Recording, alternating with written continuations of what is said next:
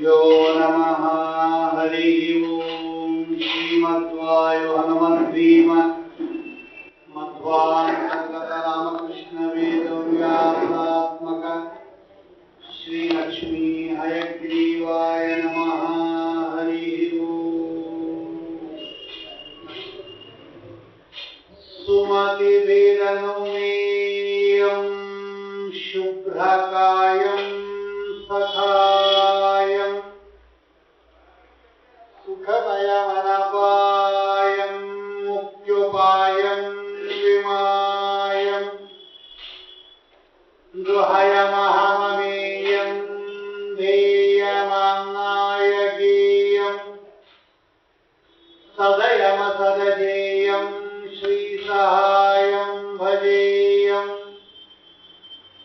आपादमौलिपर्यन्तं गुरूणाम् आकृतिं स्मरेत् तेन विघ्नाः प्रणश्यन्ति सिद्ध्यन्ति च मनोरथाः। अभ्रमं भङ्गरहितम् अजडं विमलं सदा आनन्दतीर्थमतुलं भजे तापत्रयापहम्। हरि ओम। स्वान्त्वस्मान् पुरुहूतवैरिबलवन्मातङ्गमाद्यद्गता कुम्भोच्छाद्रिविपाटनाधिकपटुप्रत्येकवज्रायिताः श्रीमत्कण्ठीरवास्य प्रततसुनखरादारितारातिदूर प्रध्वस्तध्वान्त शांत प्रविगतमनसा भावितानाकिवृन्दैः। ವಾಯುಸ್ತುತಿಗೆ ಸಂಪುಟೀಕರಣವಾಗಿ ಶ್ರೀಮದಾಚಾರ್ಯರು ನಖಸ್ತುತಿಯನ್ನು ರಚನೆ ಮಾಡಿಕೊಟ್ಟು ವಾಯುಸ್ತುತಿಯ ಪ್ರಾರಂಭದಲ್ಲಿ ಮತ್ತು ಅಂತ್ಯದಲ್ಲಿ ಈ ನಖಸ್ತುತಿಯನ್ನ ಪಾರಾಯಣ ಮಾಡಿರಿ ಎಂಬುದಾಗಿ ಆದೇಶ ಕೊಟ್ಟಿದ್ದಾರೆ. ಅದರಂತೆ ಇವತ್ತು ನರಸಿಂಹದೇವರ ಉಗುರುಗಳನ್ನು ವರ್ಣನೆ ಮಾಡತಕ್ಕಂತಹ ಈ ಎರಡು ಸ್ತೋತ್ರಗಳನ್ನು ಮೊದಲು ಪಾರಾಯಣ ಮಾಡಿ ತದನಂತರದಲ್ಲಿ ವಾಯುಸ್ತುತಿಯನ್ನ ಪಾರಾಯಣ ಮಾಡತಕ್ಕಂಥದ್ದು ಸಂಪ್ರದಾಯದಿಂದ ಬಂದಿರತಕ್ಕಂತಹ ವಿಷಯ. ಆ ಎರಡು ನಖಸ್ತುತಿಗಳನ್ನ ಅದರಲ್ಲಿ ಮೊದಲನೆಯದು ಕಳೆದ 3 ದಿವಸಗಳಲ್ಲಿ ನಾವು ಎಷ್ಟು ಶಕ್ತಿ ಇದೆಯೋ ಯಥಾಶಕ್ತಿ ಚಿಂತನೆ ಮಾಡಿದ್ದೇವೆ. ಯದ್ಯಪಿ ಈ ಸ್ತೋತ್ರಕ್ಕೆ ಇನ್ನೂ ಅನೇಕ ಅರ್ಥಗಳಿದೆ, ಅನೇಕ ವಿಷಯಗಳನ್ನ ಅದು ಪ್ರತಿಪಾದನೆ ಮಾಡುತ್ತಾ ಇದೆ. ಆದರೆ ಅಷ್ಟೊಂದು ಸಮಯಾವಕಾಶ ನಮಗೆಲ್ಲದೆ ಇರೋದರಿಂದ ಈ ಮೊದಲನೇ ಶ್ಲೋಕದ ಚಿಂತನೆಯನ್ನು ನಾವು ಮುಕ್ತಾಯಗೊಳಿಸಿ ಈಗ ಎರಡನೇ ಶ್ಲೋಕ, ನಖಸ್ತುತಿಯ ಎರಡನೇ ಶ್ಲೋಕ ಏನು ಶ್ರೀಮದಾಚಾರ್ಯರು ರಚನೆ ಮಾಡಿದ್ದಾರೆ ಅದರ ಬಗ್ಗೆ ಚಿಂತನೆಯನ್ನು ಮಾಡೋಣ. ಮೊದಲನೇ ದಿವಸ ನಾನು ಹೇಳಿದಾಗೆ ಇದು ನಖಸ್ತುತಿ ಒಟ್ಟಿಗೆ ರಚನೆ ಮಾಡಿದ ಈ ಎರಡು ಶ್ಲೋಕಗಳು ಅಥವಾ ಬೇರೆ ಬೇರೆ ಸಂದರ್ಭದಲ್ಲಿ ರಚನೆ ಮಾಡಿರ್ತಕ್ಕಂತಹ ಎರಡು ಶ್ಲೋಕಗಳನ್ನ ಒಟ್ಟಿಗೆ ಸೇರಿಸಿ ನಖಸ್ತುತಿ ಅಂತ ಆಯ್ತಾ ಅಂತ ಕೆಲವರು ಪಂಡಿತರು ಜಿಜ್ಞಾಸೆ ಮಾಡುತ್ತಾರೆ. ಯಾಕೆಂದ್ರೆ ಈ ಎರಡನೇ ಶ್ಲೋಕದಲ್ಲಿ ಉಗುರುಗಳ ಬಗ್ಗೆ ಏನು ಮಾತಾಡಿಲ್ಲ ಆಚಾರ್ಯ. ಎರಡೂ ನಖಸ್ತುತಿ ಆಗಿದ್ರೆ ಎಲ್ಲರಲ್ಲೂ ನಖದ ವಿಷಯ ಇರಬೇಕಾಗಿತ್ತು. ಆದರೆ ಈ ಎರಡನೇ ಸ್ತೋತ್ರ ನಾವೇನು ಇವತ್ತು ಚಿಂತನೆ ಮಾಡ್ತಾ ಇದ್ದೇವೆ ಇದರಲ್ಲಿ ಉಗುರುಗಳ ಬಗ್ಗೆ ಏನು ಮಾತಾಡಿಲ್ಲ. ಆದ್ದರಿಂದ ಇದು ನಖಸ್ತುತಿಗೆ ಸೇರಿದ್ದಲ್ಲ. ಯಾವುದೋ ಬೇರೆ ಸಂದರ್ಭದಲ್ಲಿ ಆಚಾರ್ಯರು ಭಗವಂತನನ್ನ ಸ್ತೋತ್ರ ಮಾಡಿದ್ದಾರೆ, ಅವರೇ ಮಾಡಿದ್ದು. ಇದನ್ನೂ ಕೂಡ ನಖಸ್ತುತಿಯ ಜೊತೆಯಲ್ಲಿ ಪಾರಾಯಣ ಮಾಡತಕ್ಕಂತಹ ಒಂದು ಸಂಪ್ರದಾಯ ಬಂದುಬಿಡ್ತು ಅಂತ ಕೆಲವರ ಅಭಿಪ್ರಾಯ. ಸಂಪ್ರದಾಯಕ್ಕೂ ಕೂಡ ನಮ್ಮಲ್ಲಿ ಮಹತ್ವ ಇದೆ. ಅನೇಕ ಪ್ರಾಚೀನ ತಲೆಮಾರಿನಿಂದ ಈ ಎರಡೂ ಶ್ಲೋಕಗಳನ್ನು ಒಟ್ಟಿಗೆ ನಖಸ್ತುತಿ ಅಂತ ಪಾರಾಯಣ ಮಾಡತಕ್ಕಂಥದ್ದು ನಡೆದು ಬಂದಿರೋದರಿಂದ ಅದು ನಖಸ್ತುತಿಗೆ ಸೇರಿದ್ದು ಅಂತಕ್ಕಂತಹ ದೃಷ್ಟಿಯಿಂದ ಈ ಎರಡನೇ ಶ್ಲೋಕವನ್ನ, ಅದರಲ್ಲಿರ್ತಕ್ಕಂತಹ ಕೆಲವು ವಿಶೇಷಣಗಳನ್ನ ಯಥಾಶಕ್ತಿ ಚಿಂತನೆ ಮಾಡೋಣ. ಎರಡನೇ ಶ್ಲೋಕದಲ್ಲಿ ಶ್ರೀಮದಾಚಾರ್ಯರು ಹೇಳ್ತಾರೆ, ಲಕ್ಷ್ಮೀಕಾಂತ ಸಮಂತತೋಪಿ ಕಲಯನ್ ನೈವೇಶಿತುಸ್ತೆ ಸಮಂ ಪಶ್ಯಾಮ್ಯುತ್ತಮ ವಸ್ತು ದೂರತರತೋ ಅಪಾಸ್ತಂ ರಸೋಯೋ ಅಷ್ಟಮಃ ಯದ್ರೋಷೋತ್ಕರ ದಕ್ಷ ನೇತ್ರ ಕುಟಿಲ ಪ್ರಾಂತೋತ್ಥಿತಾಗ್ನಿ ಸ್ಫುರತ್ ಖದ್ಯೋತೋಪಮ ವಿಸ್ಫುಲಿಂಗ ವಸಿತಾಃ ಬ್ರಹ್ಮೇಶ ಶಕ್ರೋತ್ಕರಾಃ. ಇದು ಶ್ರೀಮದಾಚಾರ್ಯರು ರಚನೆ ಮಾಡಿರ್ತಕ್ಕಂಥ ಎರಡನೇ ಸ್ತೋತ್ರ ಇದೆ. ನರಸಿಂಹದೇವರದೇ ಸ್ತೋತ್ರ ಇದು, ಆದ್ರೆ ಈ ಉಗುರುಗಳ ಸ್ತೋತ್ರ ಇದೆ. ಅದಕ್ಕೆ ಅವರು ನಖಸ್ತುತಿ ಇದನ್ನು ಸೇರಿಸಬೇಡಿ ಅಂತ ಕೆಲವರು. ಲಕ್ಷ್ಮೀಕಾಂತ ಅಂತ ನರಸಿಂಹದೇವರನ್ನೇ ಸಂಬೋಧನೆ ಮಾಡಿರೋದು. ಅಲ್ಲಿ ಹೆಂಗೆ ನಕರಾಹ ಅಂತ ಕಂಠತಃ ನಖಶಬ್ದದ ಒಂದು ಪದ ಇದೆಯೋ, ನಖಶಬ್ದವನ್ನು ನಖವನ್ನು ಹೇಳ್ತಕ್ಕಂಥ ಶಬ್ದ ಇದೆಯೋ, ಆ ತರ ಇಲ್ಲಿ ಆ ಶಬ್ದ ಇಲ್ಲ. ಇಲ್ಲಿ ಏನು ಆಚಾರ್ಯ ಹೇಳ್ತಾ ಇದ್ದಾರೆ, ಲಕ್ಷ್ಮೀಕಾಂತ ಎರಡು ಇಲ್ಲಿ ವಿಷಯವನ್ನ ನಿರೂಪಣೆ ಮಾಡ್ತಾರೆ ಆಚಾರ್ಯ. ಲಕ್ಷ್ಮೀಕಾಂತ ತೇ ಸಮಂ ನೈವ ಪಶ್ಯಾಮಿ. ಹೇ ಲಕ್ಷ್ಮೀಕಾಂತ, ಹೇ ಲಕ್ಷ್ಮೀದೇವಿಗೆ ಸ್ವಾಮಿಯಾಗಿರ್ತಕ್ಕಂತಹ ಅಥವಾ ಲಕ್ಷ್ಮೀದೇವಿಗೆ ಪತಿಯಾಗಿರ್ತಕ್ಕಂತಹ ಹೇ ನರಸಿಂಹ, ತೇ ಸಮಂ ನಿನಗೆ ಸಮನಾಗಿರ್ತಕ್ಕಂತಹ ಒಬ್ಬ ವ್ಯಕ್ತಿಯನ್ನ ನೈವ ಪಶ್ಯಾಮಿ ನಾನು ಎಲ್ಲೂ ಕೂಡ ನೋಡಲಿಲ್ಲ, ನನಗೆ ಗೊತ್ತಿಲ್ಲ. ನಿನಗೆ ಸಮನಾಗಿರ್ತಕ್ಕಂತಹ ಒಬ್ಬ ವ್ಯಕ್ತಿಯನ್ನ ನೈವ ಪಶ್ಯಾಮಿ ಅಂತ ಒಟ್ಟು ಪ್ರಧಾನವಾಗಿದೆ.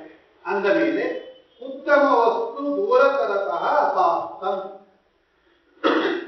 ನಿನಗೆ ಸಮನಾಗಿರ್ತಕ್ಕಂತಹ ವ್ಯಕ್ತಿನೇ ಇಲ್ಲ ಅಂದ ಮೇಲೆ ನಿನಗಿಂತ ಉತ್ತಮನಾಗಿರ್ತಕ್ಕಂತಹ ವ್ಯಕ್ತಿ ಎನ್ನುವುದು ದೂರದಿಂದಲೇ ಅಪಾಸ್ತಂ ನಿರಾಕರಿಸಲ್ಪಟ್ಟಿತು ಅಂತ.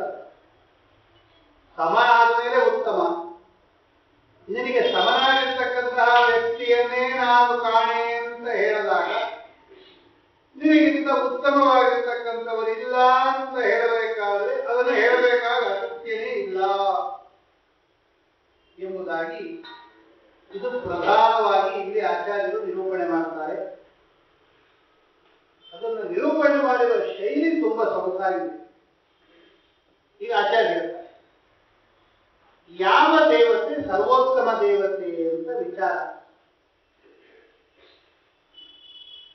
ಉತ್ತಮವಾಗಿರ್ತಕ್ಕಂತಹ ದೇವತೆ, ಅವನಿಗಿಂತ ಮೇಲೆ ಯಾರು ಇರ್ಕೂಡುದು, ಅವನೇ ರಾಷ್ಟ್ರ. ಈ ಉತ್ತಮವಾಗಿರ್ತಕ್ಕಂತಹ ದೇವತಾ ಯಾರು ಅಂತ ವಿಚಾರ ಮಾಡಿದಾಗ ಅನೇಕ ವೇದವಾಕ್ಯಗಳು, ಸೂತ್ರಗಳು, ಪುರಾಣ ವಾಕ್ಯಗಳು ಈ ಎಲ್ಲವನ್ನು ನಾವು ವಿಚಾರ ಮಾಡಿದಾಗ ಭಗವಂತನಿಗಿಂತ, ನಾರಾಯಣನಿಗಿಂತ ಉತ್ತಮವಾದ ಇನ್ನೊಬ್ಬ ದೇವತೆ ಇಲ್ಲ. ಎಲ್ಲ ದೇವತೆಗಳು ಕೂಡ ಸ್ವಾಮಿಗಿಂತ ಕೆಳಗಿದ್ದಾರೆ ಹೊರತು ತಾರತಮ್ಯದಲ್ಲಿ ದೇವತೆಗಳು ಒಬ್ಬರಿಂದ ಒಬ್ಬರಿಗೆ ಮೇಲೆ ಇರೋದಂತೂ ನಿಶ್ಚಯ. ಇದೆಲ್ಲ ಇದರಲ್ಲಿ ಯಾವುದೇ ಛಾಂದೋಗ್ಯೋಪನಿಷತ್ತು ಅಂತ ಒಂದು ಉಪನಿಷತ್ತಿದೆ. ಛಾಂದೋಗ್ಯೋಪನಿಷತ್ತಿನಲ್ಲಿ ಯಾವ ದೇವತೆಗಿಂತ ಯಾವ ದೇವತೆ ಶ್ರೇಷ್ಠ, ಯಾವ ದೇವತೆಗಿಂತ ಯಾವ ದೇವತೆ ಶ್ರೇಷ್ಠ ಸ್ಪಷ್ಟವಾಗಿ ಇದೆ ಅಲ್ಲಿ. ದೇವತೆಗಿಂತ ಇವರು ಶ್ರೇಷ್ಠ, ಈ ದೇವತೆಗಿಂತ ಇವರು ಶ್ರೇಷ್ಠ ಅಂತ ನಾವು ಏನು ನೋಡ್ಕೊಂಡು ಹೋದಾಗ ಅದು ಎಲ್ಲಿ ಮುಗಿದೋಗ್ಬಿಡುತ್ತಪ್ಪ ಈ ದೇವತಾ ತಾರತಮ್ಯ ಅಂದ್ರೆ ನಾರಾಯಣನಲ್ಲಿ ಮುಗಿದೋಗ್ಬಿಡುತ್ತೆ. ನಾರಾಯಣ ದೇವರಿಗಿಂತ ಭಗವಂತ ಯಾರು ಇಲ್ಲ ಮೇಲೆ. ಲಕ್ಷ್ಮೀ ದೇವಿಗಿಂತ ಭಗವಂತ ಶ್ರೇಷ್ಠ, ಭಗವಂತನಿಗಿಂತ ಯಾರು ಶ್ರೇಷ್ಠ ಅಂತ ಪ್ರಶ್ನೆ ಬಂದಾಗ ಯಾರು ಇಲ್ಲ.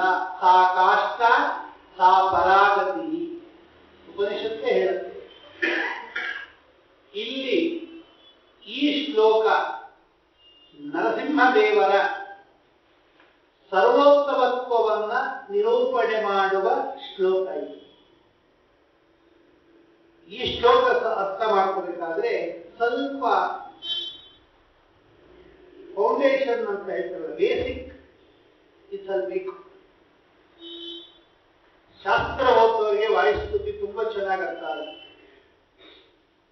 ಶಾಸ್ತ್ರಾಧ್ಯಯನ ಮಾಡಿದ್ದೇ ಇರೋರಿಗೆ ವಾಯುಸ್ತುತಿ ಅಷ್ಟು ಚೆನ್ನಾಗಿ ಅದು ಆನಂದವನ್ನ ಕೊಡೋದಿಲ್ಲ. ಯಾಕೆಂದ್ರೆ ಅವರಿಗೆ ಅಲ್ಲಿ ಓದಿದ್ದೆಲ್ಲ ಇಲ್ಲಿ ಜ್ಞಾಪಕ ಬರುತ್ತೆ. ಶಾಸ್ತ್ರ ಓದುವವರಿಗೆ ಸರ್ವೋತ್ತಮ ನಾರಾಯಣ ಮತ್ತು ಸಿದ್ಧಾಂತದಲ್ಲಿ ಭಗವಂತ ಸರ್ವೋತ್ತಮ, ಹರಿ ಸರ್ವೋತ್ತಮ. ಈ ಸರ್ವೋತ್ತಮ ಅನ್ನೋದು ಸ್ಥಾಪನೆ ಮಾಡಬೇಕಾದ್ರೆ ಎರಡು ಆಸ್ಪೆಕ್ಟ್ ಅಂಗೀಕಾರ ಮಾಡಬೇಕು. ನೋಡ್ರಿ, ಎರಡು ವಿಷಯಗಳನ್ನ ಅಂಗೀಕಾರ ಮಾಡದೇನೆ ಸರ್ವೋತ್ತಮತ್ವವನ್ನು ನಾವು ಹೇಳಕ್ ಬರೋದಿಲ್ಲ. ಏನು ಅಂದ್ರೆ ಮೊದಲನೇದು ತಾರತಮ್ಯ. ತಾರತಮ್ಯವನ್ನ ಅಂಗೀಕಾರ ಮಾಡದೇ ಇದ್ರೆ ಸರ್ವೋತ್ತಮತ್ವ ಹೇಳಕ್ ಬರಲ್ಲ. ಆದ್ದರಿಂದ ಹರಿಸರ್ವೋತ್ತಮತ್ವವನ್ನ ಹೇಳತಕ್ಕಂಥವರು ತಾರತಮ್ಯವನ್ನ ಒಪ್ಪಬೇಕು. ಆಮೇಲೆ ಭೇದ ಒಪ್ಪಬೇಕು. ಈ ಭೇದ ತಾರತಮ್ಯ ಇದೆರಡರನ್ನೂ ಒಪ್ಪದೇ ಇದ್ರೆ ಇವ ಸರ್ವೋತ್ತಮ ಅಂತ ಐಡೆಂಟಿಫೈ ಮಾಡಕ್ಕೆ ಆಗಲ್ಲ. ಇದೆರಡರ ಜ್ಞಾನ ಅತ್ಯಂತ ಅವಶ್ಯಕ. ಇದೆರಡನ್ನೂ ಅಂಗೀಕಾರ ಮಾಡಿರ್ತಕ್ಕಂಥ ಸಿದ್ಧಾಂತ ನಮ್ಮ ಸಿದ್ಧಾಂತ. ಈಗ ನಾವು ಭಗವಂತ ಸರ್ವೋತ್ತಮ ಅಂತ ಘಂಟಾಘೋಷವಾಗಿ ಹೇಳಬಹುದು. ಯಾಕೆಂದ್ರೆ ನಾವು ತಾರತಮ್ಯ ಅಂಗೀಕಾರ ಮಾಡಿದ್ದೀವಿ, ಪಂಚಭೇದಗಳನ್ನ ಅಂಗೀಕಾರ ಮಾಡಿದ್ದೀವಿ.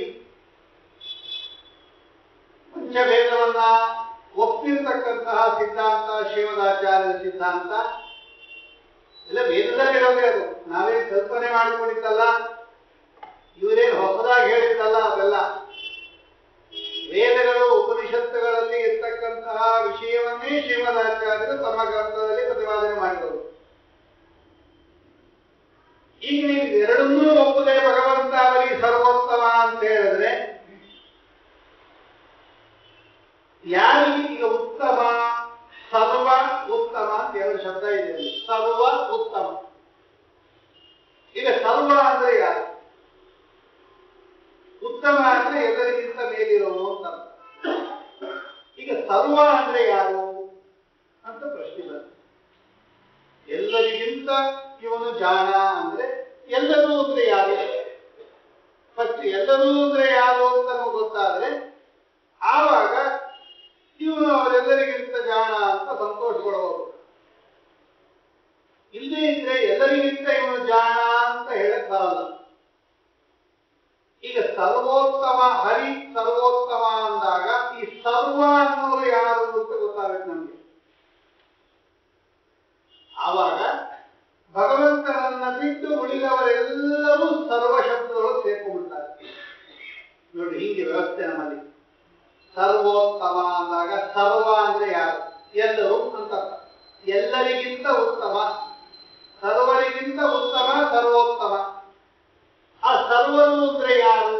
ಎಲ್ಲರೂ ಅಂದ್ರೆ ಯಾರು ಅಂದ್ರೆ ಭಗವಂತನ ಮಡದಿಯಾದ ಲಕ್ಷ್ಮೀದೇವಿಯಿಂದ ಹಿಡಿದು ಎಲ್ಲ ಜೀವರಾಶಿಗಳು ಈ ಸರ್ವ ಶಬ್ದಗಳು ಸೇರ್ಕೊಂಡ್ಬಿಡ್ತಾರೆ. ಇವರೆಲ್ಲರಿಗಿಂತ ಉತ್ತಮ ಭಗವಂತ. ಅದು ಮೊದಲು.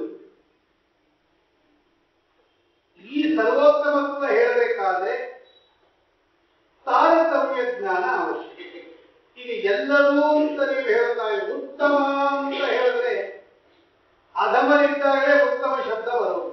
ಈಗ ಭಗವಂತ ಎಲ್ಲರಿಗಿಂತ ಉತ್ತಮ ಅಂದ್ರೆ ಎಲ್ಲರೂ ಭಗವಂತನಿಗಿಂತ ಅಧಮರು. ಯಾವ ವಿಷಯದಲ್ಲಿ ಅಧಮರು? ಯಾವ ವಿಷಯದಲ್ಲಿ ಭಗವಂತ ಉತ್ತಮ? ಸುಮ್ಮನೆ ನಾವು ಹರಿಸರ್ವೋತ್ತಮ ಅಂದ್ಬಿಡ್ತೀವಿ ಜೋರಾಗಿ.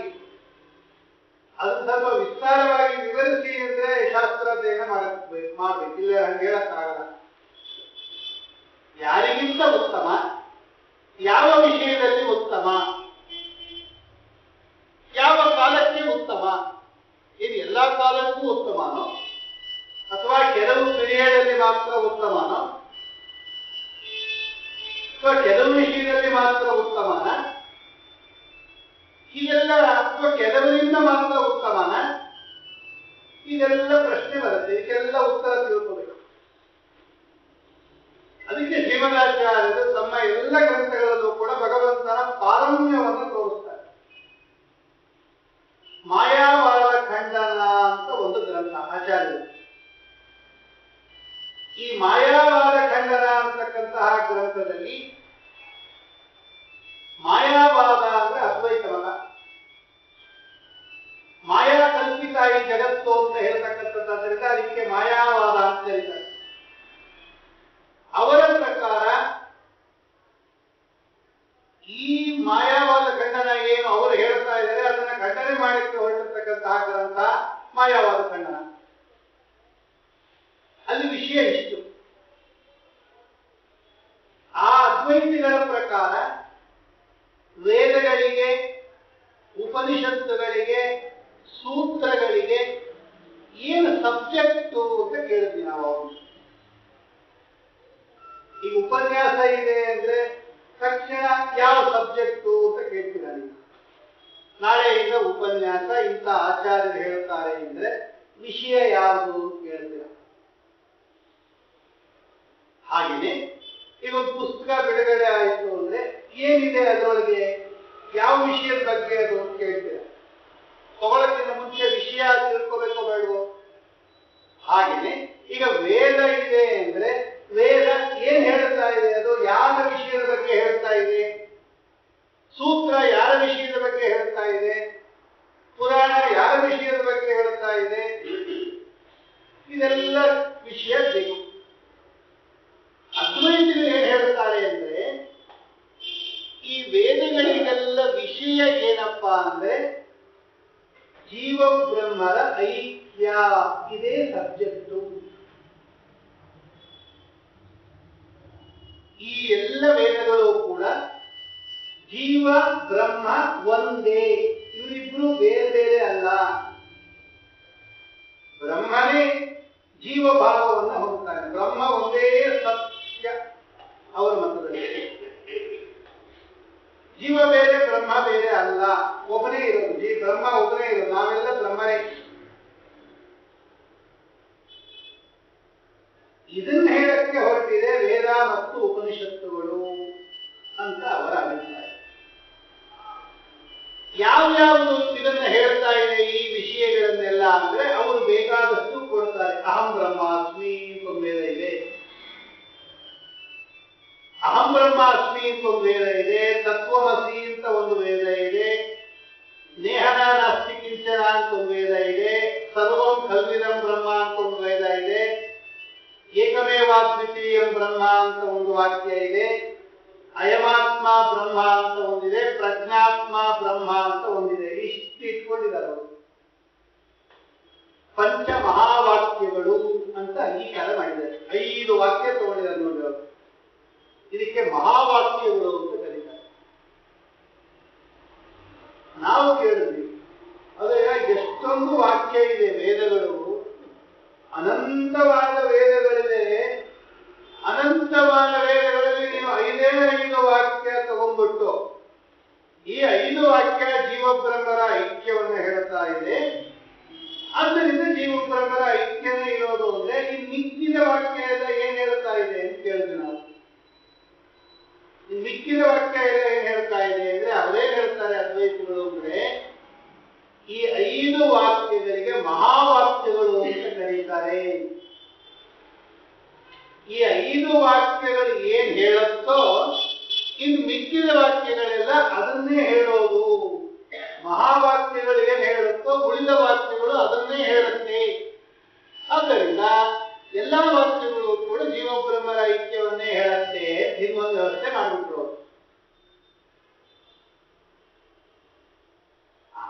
ಅಂದ್ರೆ ಅವರ ಅಭಿಪ್ರಾಯದಲ್ಲಿ ಎಲ್ಲ ವೇದಗಳಿಗೆ ಸಬ್ಜೆಕ್ಟ್ ಏನು ಅಂದ್ರೆ ಜೀವಬ್ರಹ್ಮರ ಐಕ್ಯ, ಅಭೇದ. ಅದನ್ನು ಶ್ರೀಮದಾಚಾರ್ಯರು ಆ ಗ್ರಂಥದಲ್ಲಿ ನಿರಾಕರಣೆ ಮಾಡಿದರೆ ಇದೇ ಮಾಯಾವಾದ ಖಂಡನ. ಅವ್ರ ಗ್ರಂಥ ಅದನ್ನು ನಾವೇನು ಪ್ರಸ್ತುತದಲ್ಲಿ ಚಿಂತನೆ ಮಾಡೋದು ಬೇಡ. ಹೆಂಗ್ ಖಂಡನೆ ಮಾಡಿದ್ದಾರೆ ಎನ್ನುವುದು ಆ ಗ್ರಂಥ ಓದಾದ್ರೆ ನೋಡೋಣ. ಅವನು ನಮ್ಮನ್ನು ಕೇಳಿದ, ನಾವು ಅವನನ್ನ ಖಂಡನೆ ಮಾಡಿಬಿಟ್ವಿ. ಅವನನ್ನ ನಾವು ಖಂಡನೆ ಮಾಡಿಬಿಟ್ಟ ಮೇಲೆ ಅವನು ನಮ್ಮನ್ನು ಕೇಳಿದ. ಹಾಗಾದ್ರೆ ನಿಮ್ಮ ಪ್ರಕಾರ ವೇದ ಉಪನಿಷತ್ತುಗಳಿಗೆ ಸೂತ್ರಗಳಿಗೆ ಏನ್ ಸಬ್ಜೆಕ್ಟ್ ಏನಾಗದೆ? ನಾವ್ ಹೇಳಿದ್ದನ್ನ ನೀವು ತಪ್ಪು ಅಂದ್ಬಿಟ್ರಿ.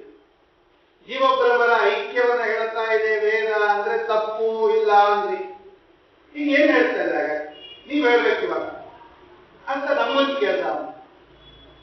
ಆಗ ಶ್ರೀಮದಾಚಾರ್ಯ ಹೇಳ್ತಾರೆ, ಸಕಲ ವೇದಗಳಿಗೆ, ಸಕಲ ಶಾಸ್ತ್ರಗಳಿಗೆ, ಸಕಲ ಪುರಾಣಗಳಿಗೆ, ಭಗವದ್ಗೀತೆ, ಮಹಾಭಾರತ, ಪಂಚರಾತ್ರ, ರಾಮಾಯಣ, ವೇದ, ಸೂತ್ರ, ಉಪನಿಷತ್ತು ಎಲ್ಲವೂ ಕೂಡ ಶ್ರೀಹರಿಯ ಸರ್ವೋತ್ತಮತ್ವವನ್ನ ಹೇಳ್ತಾ ಇದೆ. ಎಲ್ಲವೂ ಕೂಡ ಇದನ್ನೇ ಹೇಳ್ತಾರೆ. ಎಲ್ಲವೂ ವೇದೇ ರಾಮಾಯಣೇ ಚೈವ ಪುರಾಣೇ ಭಾರತೆ ತಥಾ ಆದಾವಂತೆ ಚ ಮಧ್ಯೆ ಚ ವಿಷ್ಣು ಸರ್ವತ್ರ ಗೀಯತೆ. ನೋಡಾಚಾರ್ಯರು ಹರಿವಂಶದಿಂದ ತೆಗೆದು ಶ್ಲೋಕ. ಅದು ನಾವು ಬರ್ತಿತ್ತಲ್ಲ, ವೇದವ್ಯಾಸದೇವರೇ ಬರ್ತಿರೋದು. ಹರಿವಂಶದಲ್ಲಿ ಈ ಶ್ಲೋಕ ಇದೆ. ವೇದೆ ರಾಮಾಯಣೇ ಚೈವ ಪುರಾಣೆ ಭಾರತೆ ಆದಾವಂತೆ ಚ ಮಧ್ಯೆ ಚ. ಇದೋ ಒಂದೊಂದು ಕಡೆ ಚೂರು ಹೇಳಿದೆ ಅಂತ ತಿಳ್ಕೊಬೇಡಿ.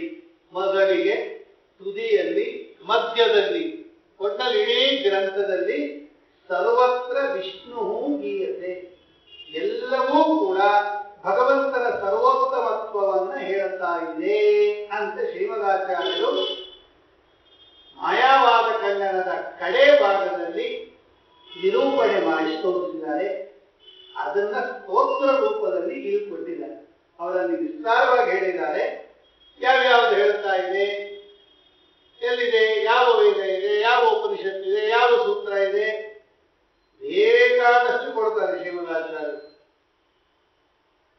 ಅದನ್ನೆಲ್ಲ ಒಟ್ಟುಗೂಡಿಸಿ ಶ್ರೀಮದಾಚಾರ್ಯ ಹೇಳ್ತಾರೆ, ಲಕ್ಷ್ಮೀಕಾಂತ ಸಮಂತತೋಪಿ ಕಲಯನ್. ಆ ಸ್ತೋತ್ರ ಚೆನ್ನಾಗಿ ಅರ್ಥ ಮಾಡ್ಕೋಬೇಕು ನಾವು. ಸಮಂತತಃ ಅಂದ್ರೆ ಸಂಸ್ಕೃತದಲ್ಲಿ ಸಮಂತತ ಅಂದ್ರೆ ಸೂಕ್ತುದು, ಎಲ್ಲಾ ಕಡೆ ಅಂತ. ಸಮಂತತಃ ಎಲ್ಲಾ ಕಡೆ ನಾವು ಕಲಯನ್.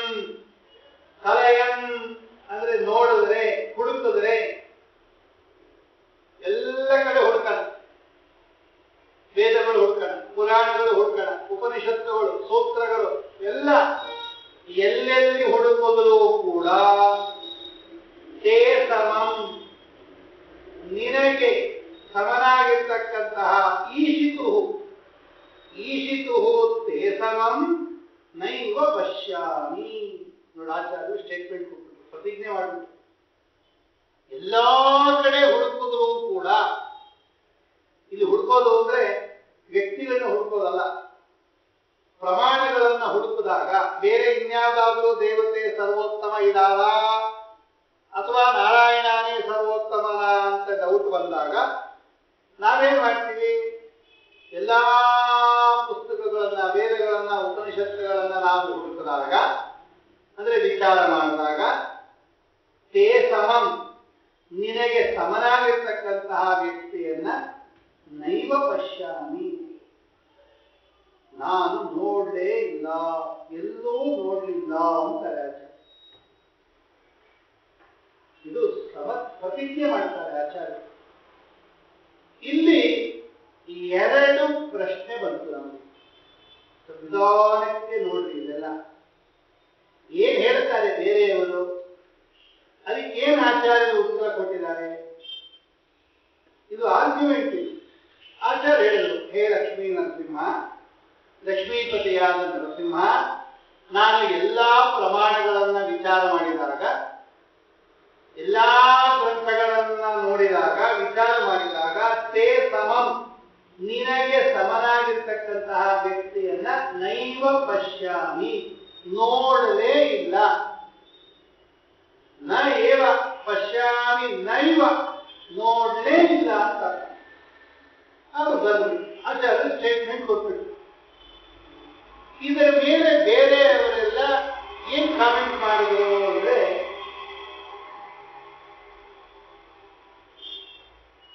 ಎಲ್ಲ ನೋಡಕ್ಕೆ ಸಾಧ್ಯನ ನಿಮ್ ಕೈಲಿ ಅಂತ ಮೊದಲು ಪ್ರಶ್ನೆ ಮಾಡಿದ್ರು.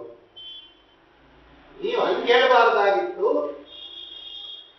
ನಾನು ನೋಡಿರೋದ್ರಲ್ಲಿ ನಿನಗೆ ಸಮಾನನಾಗಿರ್ತಕ್ಕಂಥವನ್ನ ಸಿಕ್ಕಿಲ್ಲ ಅಂತ ಹೇಳ್ಬೇಕಾಗಿತ್ತು. ನಾನು ಎಷ್ಟು ನೋಡಿದ್ದೀನೋ ಅದ್ರಲ್ಲಿ ನನಗೆ ಸಿಕ್ಕಿಲ್ಲ ಅಂತ ಹೇಳಬೇಕೇ ಹೊರತು, ಎಲ್ಲಾ ವಿಚಾರ ಮಾಡಿದಾಗ ಸಮಂತತಃ ಎಲ್ಲಾ ಕಡೆ ಹುಡುಕಿದಾಗ ನಿನಗೆ ಸಮನಾಗಿರ್ತಕ್ಕಂಥ ವ್ಯಕ್ತಿಯನ್ನು ನಾನು ನೋಡ್ಲಿಲ್ಲ. ನೀವು ಎಲ್ಲಾ ಕಡೆ ಹುಡುಕಕ್ಕಾಗತ್ತಾ ಅಂತ ಪ್ರಶ್ನೆ. ಎಲ್ಲ ಕಡೆ ಹುಡುಕಿದ್ದೀರಾ? ನೀವು ಹುಡುಕದೇ ಇರೋ ಕಡೆ ಇರ್ಬೋದು ಅವನು. ಈಗ ಎಲ್ಲ ಕವಲೋಗ್ಬಿಟ್ಟಿರ್ತಾರೆ.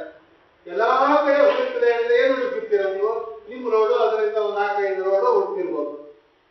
ಎಷ್ಟಿದೆ ನೀವು ಹುಡುಕಕ್ಕಾಗತ್ತ? ಒಬ್ಬ ಮನುಷ್ಯ ಎಷ್ಟು ದೊಡ್ಡದಾಗಿದೆ ಇವತ್ತು, ಎಲ್ಲಿ ಬೇಕಾದ್ರೆ ಹೋಗಿರ್ಬೋದಲ್ವ ಅವನು. ಎಷ್ಟು ಕಡೆ ಹುಡುಕಿದ್ರಿ? ಎಲ್ಲ ನಿಮ್ಗೆ 2-3 ಕಡೆ ಪೊಲೀಸ್ ಸ್ಟೇಷನ್ ಅಲ್ಲಿ ಇಲ್ಲಿ ವಿಚಾರಣೆ ಮಾಡಿದ್ವಿ, ಇದೆಲ್ಲ ಹುಡುಕಿದ್ವಿ, ಸಿಗ್ಲಿಲ್ಲ. ಸಿಗ್ಲಿಲ್ಲ ಅಂತ ಮಾತ್ರಕ್ಕೆ ಎಲ್ಲಾ ಕಡೆ ಹುಡುಕಿದೀನಿ ಅಂತ ಡಿಕ್ಲೇರ್ ಮಾಡ್ಬೋದು, ಸಿಗ್ಲಿಲ್ಲ ಅಂತ. ಹಂಗೆ ಎಲ್ಲಾ ಕಡೆ ಹುಡುಕಿದಿರಲ್ಲ, ನಿಮ್ಗೆ ಸಾಧ್ಯನಾ ಅಂತ ಒಂದು ಪ್ರಶ್ನೆ. ಅಥವಾ ಆಮೇಲೆ ನಿಮಗ್ ಸಿಗಲಿಲ್ಲ ಅಂದ್ರೆ ಯಾರಿಗೂ ಸಿಗಬಾರ್ದ ಅಂತ ಇನ್ನೊಂದು ಪ್ರಶ್ನೆ. ನೋಡಿ, 2 ಪ್ರಶ್ನೆ ಶ್ರೀಮದ್ ಆಚಾರ್ಯರ ಮೇಲೆ ಬಂತು. ಎಲ್ಲಾ ಕಡೆ ಹುಡುಕಿದೀನಿ ನಾನು, ನನಗೆ ಕಾಣಿಸ್ಲಿಲ್ಲ, ನಿನಗೆ ಸಮನಾಗಿರ್ತಕ್ಕಂತಹ ಇನ್ನೊಬ್ಬನನ್ನ ನಾನು ನೋಡ್ಲಿಲ್ಲ ಅಂತ ವಾದ. ಇದರ ಮೇಲೆ 2 ಪ್ರಶ್ನೆ ಬಂತು. ಎಲ್ಲಾ ಕಡೆ ಹುಡುಕಕ್ಕೆ ಸಾಧ್ಯನಾ ಅಂತ. ಒಂದು, ನಿಮಗ್ ಸಿಗದೆ ಇದ್ರೆ ಬೇರೆಯವ್ರಿಗೆ ಸಿಕ್ಕಿರ್ಬೋದು. ನೀವೊಬ್ಬರೇನಾ? ಬೇರೆಯವ್ರಿಗೆ ಸಿಕ್ಕಿರ್ಬೋದಲ್ಲ ಅಂತ ಒಂದು. ಅದಕ್ಕೆ ಶ್ರೀಮದಾಚಾರ್ಯ ಹೇಳ್ತಾರೆ, ಇದಕ್ಕೇನು ಉತ್ತರ ಹೇಳಬೇಕು ಅಂತ ಪ್ರಶ್ನೆ ಬಂದಾಗ, ವಾಯುದೇವರಿಗೆ ಅವ್ರು ಯಾರು ಅಂತ ಅವರ ಸ್ವರೂಪ ಗೊತ್ತಾದಾಗ ಈ ಮೊದಲನೇ ಪ್ರಶ್ನೆಗೆ ಅವರಿಗೆ ತೊಂದರೆ ಬರುತ್ತೆ. ಆಚಾರ್ಯರ ಜ್ಞಾನ ಎಷ್ಟು ಅಂದ್ರೆ, ಎಲ್ಲ ಜೀವರಾಶಿಗಳಿಗಿಂತ ಬ್ರಹ್ಮವಾಯುಗಳ ಜ್ಞಾನ ತುಂಬಾ ಜಾಸ್ತಿ. ಅಪಾರವಾದ ಜ್ಞಾನವುಳ್ಳವರು. ನಾವೆಲ್ಲ ಲೆಕ್ಕಕ್ಕೆ ಇಲ್ಲ, ಇಲ್ಲ ಅಂತ ಹೇಳೋದೇ ವಾಸಿ, ಅಷ್ಟು ತುಂಬಾ ಕಡಿಮೆ. ಒಂದು ಸಣ್ಣ ಕಿಡಿಯಷ್ಟು ಜ್ಞಾನ ಇಲ್ಲ ನಮಗೆ ಆಚಾರ್ಯರ ಜ್ಞಾನಕ್ಕೆ ಹೋಲಿಸುವುದು. ಅವರು ನೋಡಿರುವಷ್ಟು ಗ್ರಂಥಗಳನ್ನ, ಅವರು ನೋಡಿರುವಷ್ಟು ವೇದಗಳನ್ನ, ಅವರು ನೋಡಿರುವಷ್ಟು ಉಪನಿಷತ್ತುಗಳನ್ನ ರುದ್ರಾದಿಗಳೇ ನೋಡಿಲ್ಲ. ನಾವಲ್ಲ, ರುದ್ರದೇವರು ಕೂಡ ನೋಡಿಲ್ಲ. ಅವರು ತಿಳ್ಕೊಂಡಿರುವಷ್ಟು ವಿಷಯವನ್ನ ಅವರಿಗಿಂತ ತಾರತಮ್ಯದಲ್ಲಿ ಸ್ವಲ್ಪ ಕಡಿಮೆ ಇರತಕ್ಕಂತಹ ಸರಸ್ವತಿ ಭಾರತೀಯರಿಗೆ ಗೊತ್ತಿಲ್ಲ. ಈ ನಮ್ಮ ಸಂಖ್ಯೆಯಲ್ಲಿ ಸರಸ್ವತಿ ಭಾರತೀಯ ಬ್ರಹ್ಮವಾಯುಗಳ ನಂತರದಲ್ಲಿ ನೆಕ್ಸ್ಟ್ ತಾರತಮ್ಯದಲ್ಲಿರೋರು ಅವರ ಪತ್ನಿಯರು, ಅವರಿಗೆ ಗೊತ್ತಿಲ್ಲ. ಅಷ್ಟು ವಿಸ್ತಾರವಾದ ಬುದ್ಧಿಯುಳ್ಳವರು ಶ್ರೀಮದಾಚಾರ್ಯರು. ಅವರು ಹೇಳ್ತಾರೆ, ನನಗೆ ಯಾವಾಗಲೂ ಬುದ್ಧಿಯಲ್ಲಿ ಇರುತ್ತೆ. ಏವಂ ಪ್ರಳಯ ಕಾಲೇತಿ ಪ್ರತಿಭಾಸ ಪರಾವರ. ವಾಯುದೇವರ ಜ್ಞಾನ ಪ್ರಳಯ ಕಾಲ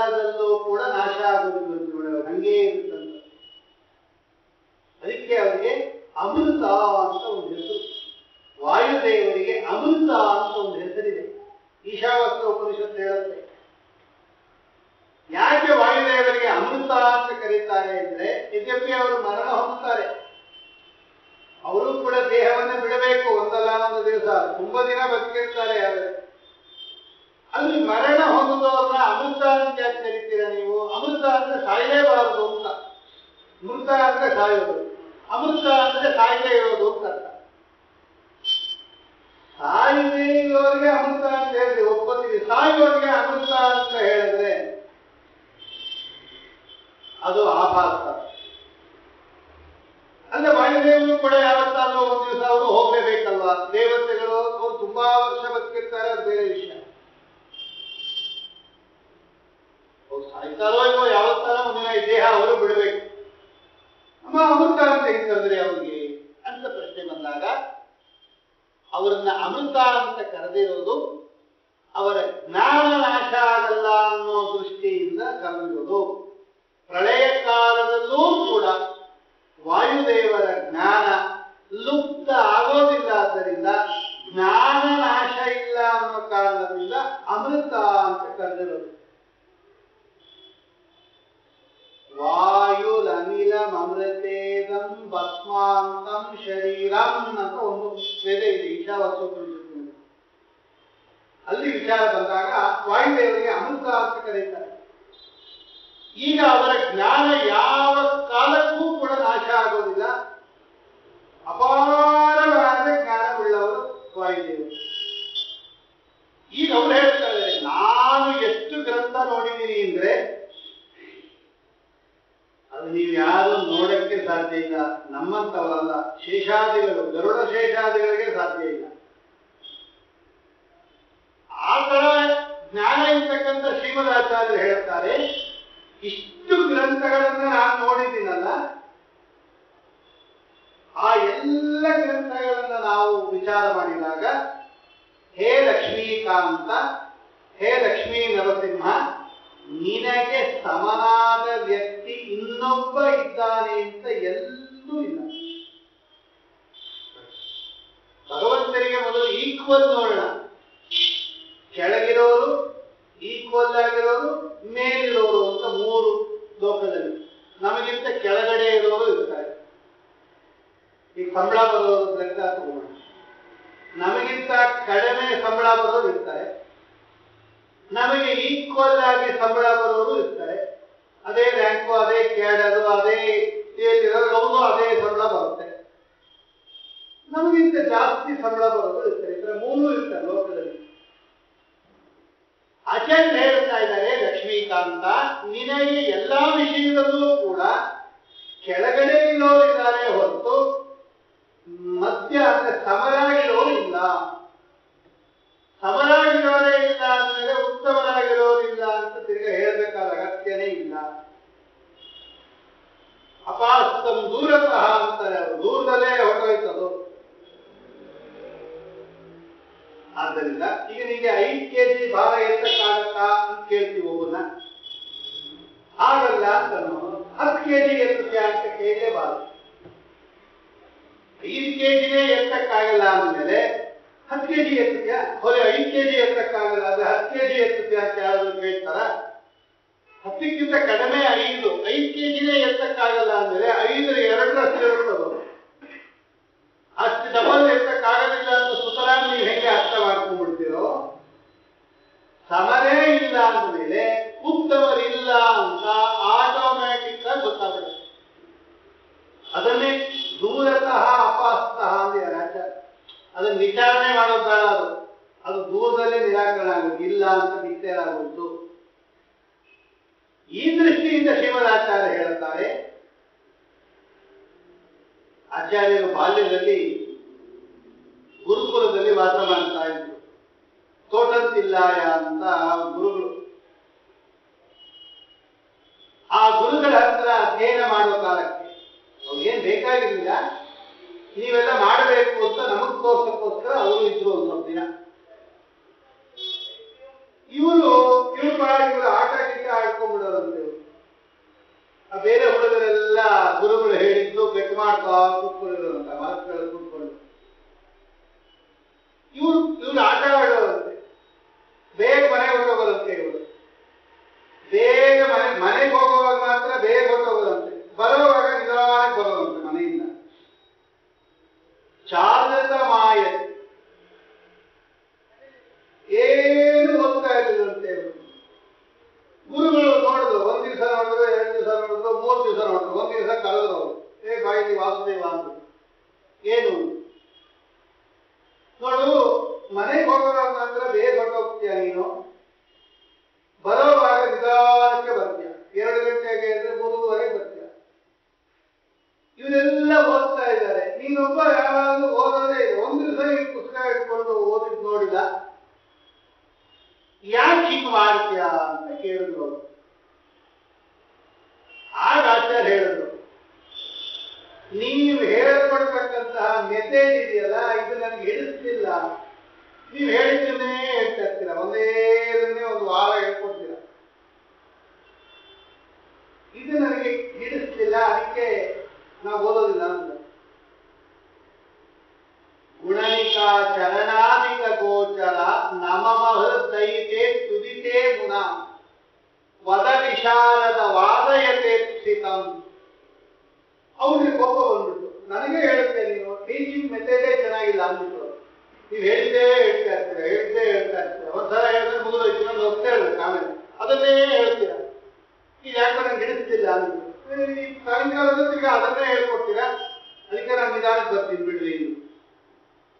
ಅವ್ರಿಗೂ ಕೋಪ ಬಂದ್ಬಿಟ್ಟು ಗುರುಗಳಿಗೆ, ಓ ಏನು ದೊಡ್ಡ ಎಕ್ಸ್ಪರ್ಟ್ ಮಾತಾಡ್ತೀಯ, ನಿಂಗೆಲ್ಲ ಗೊತ್ತಿದೆಯಾ? ಹಾಗಾದ್ರೆ ಗೊತ್ತಿದೆ. ಹಾಗಾದ್ರೆ ಮುಂದಿನ ಭಾಗ ಹೇಳು, ನಾ ಹೇಳಿಕೊಡದೇ ಇರ್ತಕ್ಕಂತಹ ಮುಂದಿನ ಭಾಗ ಹೇಳು ನೋಡೋಣ ಅಂದ್ರು. ಎಲ್ಲ ನಿಲ್ಲಿಸಿರ್ತಾರೆ, ಇಲ್ಲಿ ನಿಂತಿರುತ್ತೆ ಆಟ, ಅಲ್ಲಿಂದ ಮುಂದಿನ ಭಾಗ ಹೇಳು ಹೇಳ್ತೀನಿ ಏನು ಸರ್ವ ಅಂತ ಹೇಳ್ಬಿಡ್ತಾರೆ. ಎಷ್ಟು ಹೇಳ್ಬಿಟ್ಟಾರೆ, ನಂತರ ಮುಗಿಸ್ಬಿಟ್ಟು ಅವತ್ತಿನಿಂದ ಗಂಟೆಗೆ ಹೋಗಲಿಲ್ಲ. ಅಷ್ಟು ಹೇಳ್ಬಿಟ್ಟಾರೆ. ಆಗ ಅವ್ರು ಕೇಳ್ತಾರೆ, ಇದೆಲ್ಲ ನಾನು ಹೇಳ್ಕೊಟ್ಟೇ ಇಲ್ವಲ್ಲ, ನಿಂಗೆ ಏನ್ ಗೊತ್ತಾಯ್ತು ಅಂತ ಕೇಳೋದು. ನಾವು ಹೇಳ್ಕೊಟ್ಟೆ, ಪಾಠನೇ ಆಗಿಲ್ಲ, ಇನ್ನ ನಾವಿನ್ನ ಎಲ್ಲೋ ಹಿಂದೆ ಇದ್ದೀವಿ, ಮುಂದಿಂದೆಲ್ಲ ಹೇಳ್ಬಿಟ್ಟು ಕ್ಲೋಸ್ ಮಾಡ್ಬಿಟ್ಟು ಆದ್ರೆ ಪುಸ್ತಕ ಏನು ಗೊತ್ತಾಯ್ತು. ಭಾಗವತ ಹೇಳೋ ಸಂದರ್ಭದಲ್ಲಿ ಮಾತಾಡ್ತಾರೆ, ಅತ್ರ ಜನ್ಮ ವಿನಯತ್ ಪಠಿತಂತೆ ಚೈತ್ರ ಭಾತಿ ಕಥಮಿತ್ಯ ಮುನೋಕ್ತೆ ಪೂರ್ವ ಜನ್ಮ ಸುಹಿವೇದ ಪುರೇದಂ ಇತ್ಯಮಿತ ಬುದ್ಧಿರುವಾಚ. ಈಗ ಹೇಳ್ಕೊಟ್ಟಿಲ್ಲ ನಿಜ, ನಾನು ಈಗ ಓದೂ ಇಲ್ಲ, ನಾನು ಅದೆಲ್ಲ ಹಿಂದಿನ ಜನ್ಮದಲ್ಲೇ ಓದ್ಬಿಟ್ಟಿದ್ದೀನಿ ಇಂದಂತೂ. ನನ್ಗೆ ಯಾವಾಗಲೂ ಬುದ್ಧಿಯಲ್ಲಿರುತ್ತೆ, ನಾವು ಸುಮ್ಮನೆ ಬಂದಿರೋದು ಅಂತ ಸುಭದ್ರೇಟಿಯಲ್ಲಿ ಕಥೆ ಹೇಳುತ್ತೆ ಅವರು ಚರಿತ್ರೆ ಶಿವನಾಚಾರ್ಯ. ಅಂದ್ರೆ ಇದನ್ನು ಗಮನಿಸಿದಾಗ ಆಚಾರ್ಯರ ಬುದ್ಧಿ ಬಹಳ ವಿಸ್ತಾರವಾದ ಬುದ್ಧಿ ಅದು. ಅಂತಹ ಶ್ರೀಮದಾಚಾರ್ಯ ಹೇಳ್ತಾರೆ, ನಾನು ಎಲ್ಲ ಕಡೆ ವಿಚಾರ ಮಾಡಿದಾಗ, ಎಲ್ಲ ಗ್ರಂಥಗಳನ್ನು ನೋಡಿದಾಗ ಲಕ್ಷ್ಮೀಕಾಂತ ಈಶತು ತೇ ಸಮಂ ನೈವ ಪಶ್ಯಾಮಿ. ಎಲ್ಲ ಕಡೆ ವಿಚಾರ ಮಾಡಿದಾಗ, ಎಲ್ಲ ಗ್ರಂಥಗಳನ್ನು ನೋಡಿದಾಗ ತೇ ಸಮಂ, ನಿನಗೆ ಸಮಾನವಾಗಿರ್ತಕ್ಕಂತಹ ಇನ್ನೊಂದು ವಸ್ತುವನ್ನ, ಎರಡನೇ ವಸ್ತುವನ್ನ ನಾನು, ನಿನಗೆ ಸಮನಾದ ಎರಡನೇ ವಸ್ತುವನ್ನ ನಾನು ನೋಡಲಿಲ್ಲ. ಅದರಿಂದ ಆಚಾರ್ಯರು ಹಂಗೆ ಹೇಳೋದು, ನೀವು ನೋಡಿದ್ರೆ ಬೇರೆಯವರು ನೋಡಿರ್ಬೋದಾ ಅಂತ ಹೇಳಕ್ಕೆ ಆಗಲ್ಲ. ಯಾಕಂದ್ರೆ ಬೇರೆಯವರೆಲ್ಲ ಅವರಿಗಿಂತ ಕಡಿಮೆ ಇರೋದು. ಎರಡು ಶೇಷಾದಿಗಳೇ ಅವರಿಗಿಂತ ಕಡಿಮೆ ಇದ್ದಾರೆ ಅಂದ್ರೆ ಬೇರೆಯವರೆಲ್ಲ ಎಷ್ಟಿದ್ದಾರೆ ಈಗ? ಇಲ್ಲ. ಆದ್ದರಿಂದ ಅವರಿಗೆ ಅದೇನು ಅಸಂಭಾವಿತ ಅಲ್ಲ. ಎಲ್ಲ ನೋಡಿದಾರ ಅಂದ್ರೆ ಹೌದು ನೋಡಿದ್ದಾರೆ, ಎಲ್ಲ ನೋಡಿದ್ದಾರೆ. ನೋಡೋರ ಪೈಕಿ ಯಾರ್ಯಾರು ಜಾಸ್ತಿ ನೋಡ್ಬೋದೋ ಅವರಷ್ಟು ನೋಡಿದ್ದಾರೆ. ಬೇರೆ ನೋಡ್ಬೋದಲ್ಲ ಅಂದ್ರೆ ಬೇರೆ ಯಾರು ಅಷ್ಟು ನೋಡಕ್ಕಾಗಲಿಲ್ಲ, ಅಷ್ಟು ನೋಡಕ್ಕಾಗಲಿಲ್ಲ. 99 ತಗೊಂಡಿರೋನ್ಗೆ 10 ನಂಬರ್ ತಗೊಂಡಿರೋನು ಗಲಾಟೆ ಮಾಡಕ್ಕಾಗತ್ತಾ? ಅವ್ನು 10 ನಂಬರ್ ಬಂದಿದೆ 100ಕ್ಕೆ. ಅವ್ನು ಗಲಾಟೆ ಮಾಡಿದ್ರೆ ಏನ್ 99 ಬಂದಿದೆಯಲ್ಲ, ಏನ್ ನೀನು ಅಂತ ಹೇಳಿದ್ರೆ ನಿನ್ನ ನಂಬರ್ ಎಷ್ಟು ಫಸ್ಟ್ ನೋಡ್ಕೊಂತ ಹಾಗೆ ಆಚಾರ್ಯರು 99.99. ನಾವೆಲ್ಲ ಒಂದೋ ಎರಡೋ ನಂಬರ್ ತಗೊಂಡಿರೋದು. ನಾವು ಅವ್ರನ್ನ ಕೇಳಕ್ಕಾಗ್ತ ನೀವೇನ್ ನೋಡಿದ್ದೀರಾ ಅಂತ ಒಂದು ಪ್ರಶ್ನೆ ಉತ್ತರ. ಅಥವಾ ಯಾರು ಹೇಳಿದ್ರು ನಿಮಗೆ ನೀವು ನೋಡಿದ್ರೆ ಇರೋದು ಇರ್ಬೋದಲ್ಲ, ಕೆಲವು ಎಲ್ಲ ನೋಡಿದ್ದೀರಾ ಅಂದ್ರೆ ಎಲ್ಲರಿಗಿಂತ ಜಾಸ್ತಿ ನೋಡಿದ್ದೀರಾ ಅಂತ. ನೀವು ನೋಡಿದ್ರೆ ಇರೋದು ಇರ್ಬೋದಲ್ವಾ ಅಂದ್ರೆ ಬೇಡವ. ಈಗ ಪರಮಾತ್ಮ ಇದ್ದಾನೆ, ವೇದವ್ಯಾಸರೂಪಿ ಪರಮಾತ್ಮ, ಅವನಿಗಂತೂ ಎಲ್ಲ ಗೊತ್ತಲ್ವಾ, ಅವನು ಸರ್ವಜ್ಞ ಅಲ್ವಾ, ಅವನು ಗೊತ್ತಿಲ್ಲದೆ ಇಲ್ಲವೇ ಇಲ್ವಾ ಅಲ್ವಾ. ಭಗವಂತನಿಗಂತೂ ಎಲ್ಲ ಗೊತ್ತಿದೆ ಅಲ್ವಾ, ಏನೇನಿದೆಯೋ ಜಗತ್ತಿನಲ್ಲಿ, ಅದೆಷ್ಟು ವೇದಗಳಿದೆಯೋ, ಅದೆಷ್ಟು ಉಪನಿಷತ್ತುಗಳಿದೆಯೋ ಎಲ್ಲ ಗೊತ್ತಿದೆ ಅಲ್ವಾ ಭಗವಂತನಿಗೆ. ಆ ವೇದವ್ಯಾಸ ದೇವರು ಮಹಾಭಾರತದಲ್ಲಿ ಏನ್ ಹೇಳಿದ್ದಾರೆ? ನಾಸ್ತಿ ನಾರಾಯಣ ಸಮಂ ನ ಭೂತಂ ನ ಭವಿಷ್ಯತಿ ಏತೇನ ಸತ್ಯವಾಕ್ಯೇನ ಸರ್ವಾರ್ಥಾನ್ ಸಾಧಯಾಮ್ಯಹಂ. ಇದು ವೇದವ್ಯಾಸ ದೇವರ ವಾಕ್ಯ, ಶ್ರೀಮದಾಚಾರ್ಯರ ವಾಕ್ಯ ಅಲ್ಲ ಇದು. ಇದು ವೇದವ್ಯಾಸ ದೇವರು ಮಹಾಭಾರತದಲ್ಲಿ ಬರೆದಿರೋದು. ನಾಸ್ತಿ ನಾರಾಯಣ ಸಮಂ. ನೋಡಿ, ನಾರಾಯಣ ದೇವರಿಗೆ ಸಮವಾಗಿರ್ತಕ್ಕಂತಹ ವ್ಯಕ್ತಿ ನಾಸ್ತಿ, ಇಲ್ಲ. ಹೋಗಿ ಈಗಿಲ್ಲದೆ ಇರ್ಬೋದು, ಹಿಂದೆ ಇದು ಇರ್ಬೋದಲ್ಲ. ಈಗಿಲ್ಲ ಅಂತ ಮಾತ್ರಕ್ಕೆ ಇಲ್ಲ ಇಲ್ಲ ಅಂತ ಹೆಂಗೆ ಹೇಳ್ತೀರಾ? ಹಿಂದೆ ಇರ್ಬೋದು.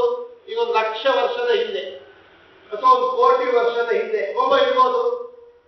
ಅಂದ್ರೆ ನ ಭೂತೋ ನ ಭೂತಂ, ಹಿಂದೆ ಇರಲಿಲ್ಲ, ಈಗಿಲ್ಲಬೇಡಿ, ಮುಂದೆ ಯಾವಾಗ ಒಬ್ಬ ಹುಟ್ಕೋಬಹುದು. ಅದೇ ಹೇಳ್ತೀರಾ? ಮುಂದೆ ಯಾರು ಬರದೇ ಇಲ್ಲ ಅಂತ. ನ ಭವಿಷ್ಯತಿ, ಮುಂದೂ ಬರಲ್ಲ. ಅಂದ್ರೆ ಈಗಿಲ್ಲ, ವರ್ತಮಾನ ಕಾಲದಲ್ಲಿ ಇಲ್ಲ, ಪ್ರೆಸೆಂಟ್ ಇಲ್ಲ, ಪಾಸ್ಟ್ ಇಲ್ಲ, ಫ್ಯೂಚರ್ ಇಲ್ಲ. ಇರೋದೇ ಕಾಲ 3: ಭೂತಕಾಲದಲ್ಲಿಲ್ಲ, ವರ್ತಮಾನ ಕಾಲದಲ್ಲಿಲ್ಲ, ಭವಿಷ್ಯತ್ ಕಾಲದಲ್ಲಿಲ್ಲ. ಅಂದ್ರೆ ಯಾವಾಗಲೂ ಇಲ್ಲ ಅಂತ ಅರ್ಥ. ಇದನ್ನ ಯಾರು ತಿಳ್ಕೊಂಡಿರ್ತಾರೆ? ನಾಸ್ತಿ ನಾರಾಯಣ ಸಮಂ ನ ಭೂತಂ ನ ಭವಿಷ್ಯತಿ ಏತೇನ ಸತ್ಯವಾಕ್ಯೇನ. ಈ ಸತ್ಯವಾಗಿರ್ತಕ್ಕಂತಹ ಈ ವಾಕ್ಯದಿಂದ ನಾನು ಸರ್ವ ಅರ್ಥಾನ್ ಸಾಧಯಾಮಿ. ಅರ್ಥ ಅಂದ್ರೆ ಪುರುಷಾರ್ಥಗಳು. ಒಬ್ಬ ಪುರುಷನಿಂದ ಅಪೇಕ್ಷಿಸಲ್ಪಟ್ಟಿರ್ತಕ್ಕಂಥ ಅರ್ಥ ಏನು? ಧರ್ಮ, ಅರ್ಥ, ಕಾಮ, ಮೋಕ್ಷ. 4 ಸಿಗತ್ತೆ ಈ ಜ್ಞಾನ ಇದ್ದವರಿಗೆ.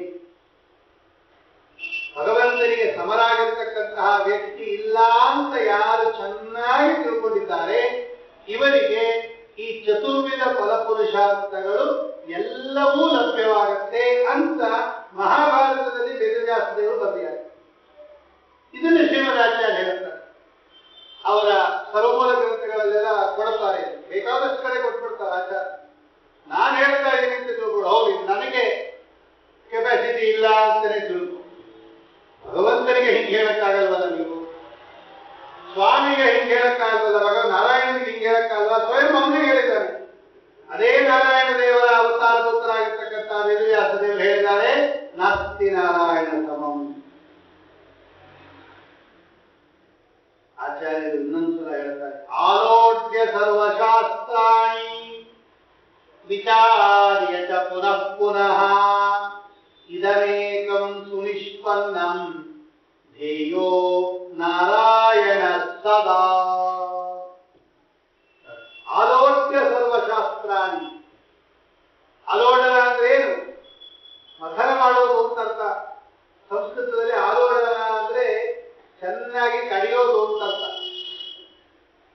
ಎಲ್ಲಾ ಶಾಸ್ತ್ರಗಳನ್ನ ಚೆನ್ನಾಗಿ ಕಳೆದು ಕಳೆದು ಕಳೆದು ವಿಚಾರ ಮಾಡಿ ಮಾಡಿ ಮಾಡಿ ಮಾಡಿ ನೋಡಿದಾಗ, ವಿಚಾರ್ಯಕ ಪುನಃ ಪುನಃ ಮತ್ತೆ ಮತ್ತೆ ಮತ್ತೆ ಮತ್ತೆ ವಿಚಾರ ಮಾಡಿದಾಗ ಇದನೇಕಂ ಸುನಿಷ್ಪನ್ನ, ಇದೊಂದೇ ನಮಗೆ ಅದು ಚೆನ್ನಾಗಿ ಬಂದದ್ದು.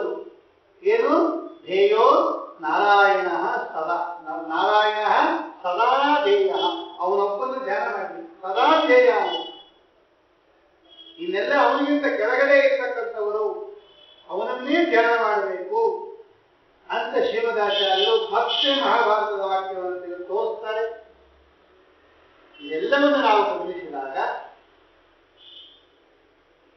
ಎಲ್ಲ ವೇದ